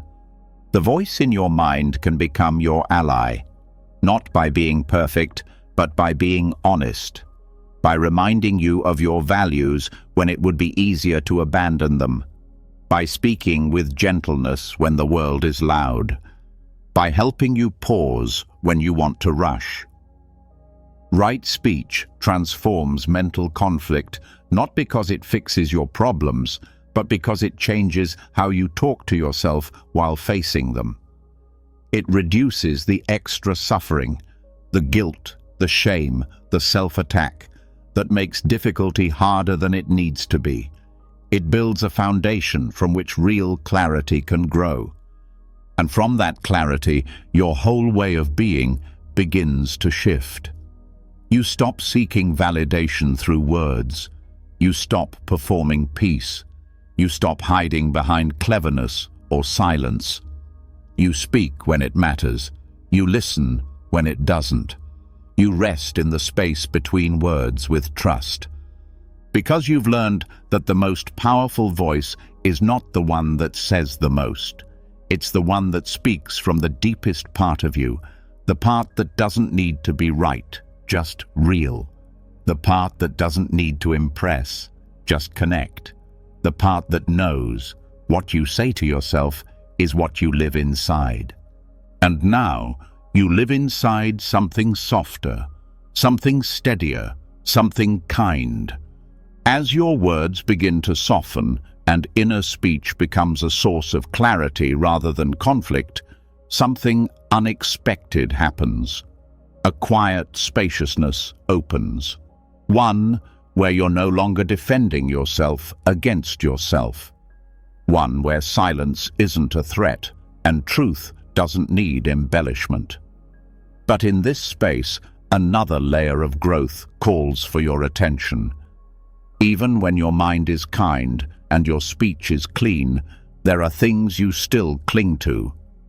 Identities, habits, beliefs about who you are and how things should be. And while they may not scream like the inner critic once did, they still limit the depth of your freedom. There is a deeper letting go that does not happen once, but again and again. A practice not of control, but of surrender. Not dramatic, but intimate. It is the daily choice to release what you've outgrown, to die, not in body, but in ego, not in spirit, but in attachment. This is the practice of micro-impermanence, letting yourself die a little each day so that something more real, more honest, more present can live in its place. Dying daily is not about disappearing, it's about releasing. You let go of the version of yourself that no longer fits. You shed the expectations that weighed you down yesterday. You watch the roles, the routines, and the labels you've picked up, some useful, some outdated, and you bow to them, then loosen your grip. It's not a rejection, it's a recognition. Nothing you identify with is permanent. And the more you pretend otherwise, the more life becomes a performance instead of a presence. This practice is subtle. You might begin with one small thing, how tightly you hold on to being right, or the way you rehearse your image in front of others, or the routine that comforts you but secretly dulls your spirit. You notice it, you pause, you ask, what would happen if I didn't cling to this today? The answer is rarely immediate. Sometimes discomfort rises, sometimes relief. Either way, space appears where contraction once lived. This is not a denial of who you are. It's a return to what you are beneath the layers. The personality you protect, the stories you retell, the patterns you repeat. These are costumes. Some serve you, some limit you. The point is not to judge them, but to see that they are not fixed, that you are not required to keep wearing them. When you die daily to who you were, you give the next version of yourself room to breathe. You don't force transformation, you allow it. Like shedding skin, it happens in layers. Sometimes you don't even notice until afterward, when you no longer feel the need to explain, defend, or achieve something you once believed defined you. This practice also reveals how much energy is spent maintaining the illusion of sameness. You wake up and unconsciously step into the same mental clothing, the beliefs, the worries, the plans. But if you were to pause and ask, what am I ready to let go of today? You might find that much of what you carry no longer serves you. Micro-impermanence invites you to look at everything with fresh eyes, to meet your thoughts, your emotions, even your habits, not as facts, but as passing forms. Nothing you feel today is guaranteed tomorrow. No belief is immune to evolution. No story is eternal. When you truly feel this, not just know it, but embody it, something within softens. The need to grip fades. You stop clinging to moments for security. You start experiencing them for what they are, brief, beautiful, and enough. This doesn't mean apathy. It doesn't mean rejecting all structure. It means becoming more intimate with change, more willing to step into uncertainty, more trusting that your worth isn't tied to consistency. It means allowing your identity to breathe, to grow, to fall apart when needed, and to rebuild itself from presence, not fear. Daily dying is also a practice of humility. It reminds you that you are not the same person you were yesterday, and neither is anyone else. It keeps you from trapping others in old stories, from expecting them to be what they were, from reacting to their past instead of meeting them in the now. This softens relationships. It breaks the cycle of resentment. You stop repeating conversations that ended long ago. You stop expecting people to behave according to the role you assigned them. When you live this way, forgiveness becomes easier. Not because nothing matters, but because you no longer expect permanence from impermanent beings. You no longer demand that people live up to who they were. You meet them with the same space you give yourself, a space that allows for change, a space that welcomes the unknown. Symbolically dying each day also means looking at your attachments with honest curiosity. What ideas about success are you holding on to? What fears shape your decisions? What routines have become cages? You don't need to burn your life down. You simply need to notice what you've become fused with and practice loosening your grip. This loosening is not passive. It requires attention. It means noticing the moment you reach for control, the moment you fall into a narrative, the moment you define yourself by pain or pride, and instead of feeding it, you pause, you breathe, you let it die, not because it's wrong, but because it's not needed anymore. And from that pause, something else arises, a deeper kind of self, one not built on repetition, but on presence, one that doesn't need to be right or healed or finished, one that just is, open, aware, responsive. This self doesn't cling to yesterday's version of peace. It meets what's here today. It's not afraid to be new. It's not ashamed to change. It finds freedom in impermanence, not fear. It's not the kind of self you can define. It's the part of you that remains after every layer has been allowed to fall away. In many traditions, the idea of dying before you die is a teaching about freedom. It means practicing the art of letting go now so that death is not a shock, but a continuation. If you can die daily to your attachments, your opinions, your fears, then real death is not something foreign. It is just another form of release. This practice, lived sincerely, also brings clarity. You stop confusing attachment for love. You stop confusing routine for safety. You begin to live with more presence and less effort. You stop needing to prove who you are. You become interested in what remains when proving is no longer needed. And what remains is not emptiness in a hollow sense. It's space, creative, alive, awake. The space to be who you are without being trapped in who you were. The space to meet life without armor. The space to feel everything fully and release it fully. Even your habits begin to change, not by force, but by attention. You catch yourself going through motions. You pause and ask, is this alive for me, or am I just doing it because I always have? And if it's no longer alive, you let it go. That act alone is a form of dying, a gentle death of routine, a soft rebirth into presence.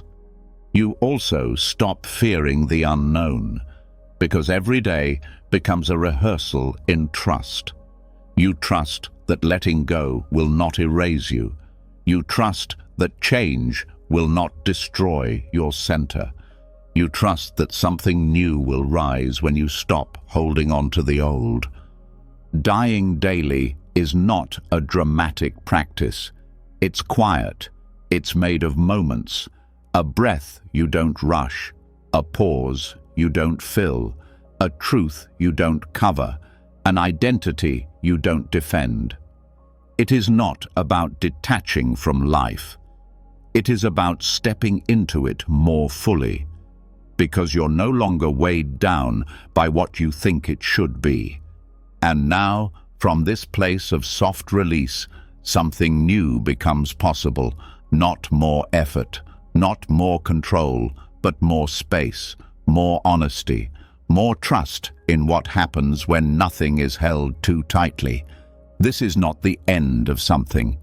It is the beginning of a new rhythm, one that flows with change, one that honors endings without fear, one that knows the deepest kind of peace comes not from holding on, but from letting go. A little more, every day. And now, as the breath slows and the mind softens, let everything you've heard tonight settle not just into memory, but into your being. You've traveled through silence, through slowness, through letting go. You've stepped away from comparison, ego, and craving. You've sat with truth, touched stillness, and released identities you never needed to carry. You've forgiven. You've listened. You've remembered that peace doesn't come from becoming someone else. It comes from fully being who you already are, without clinging, without performing, without fear. Each teaching, from the wisdom of impermanence to the power of right speech, isn't just something to know. It's something to return to. In every breath, in every moment, in every step. So tonight, let yourself rest, not because you've reached the end, but because you've remembered the beginning. Peace was never far. It was simply waiting for your attention. If any part of these lessons touched you, even in a small way, I'd love to hear which one. Leave a comment below with the words, "Peace is a practice," so I know you were with me until the end. Share what stood out or what you're letting go of tonight. And if you want to keep walking this path together, one breath, one step, one quiet moment at a time, make sure to subscribe and turn on the bell. More teachings are waiting, and you're always welcome here. Now rest. You've remembered enough for today.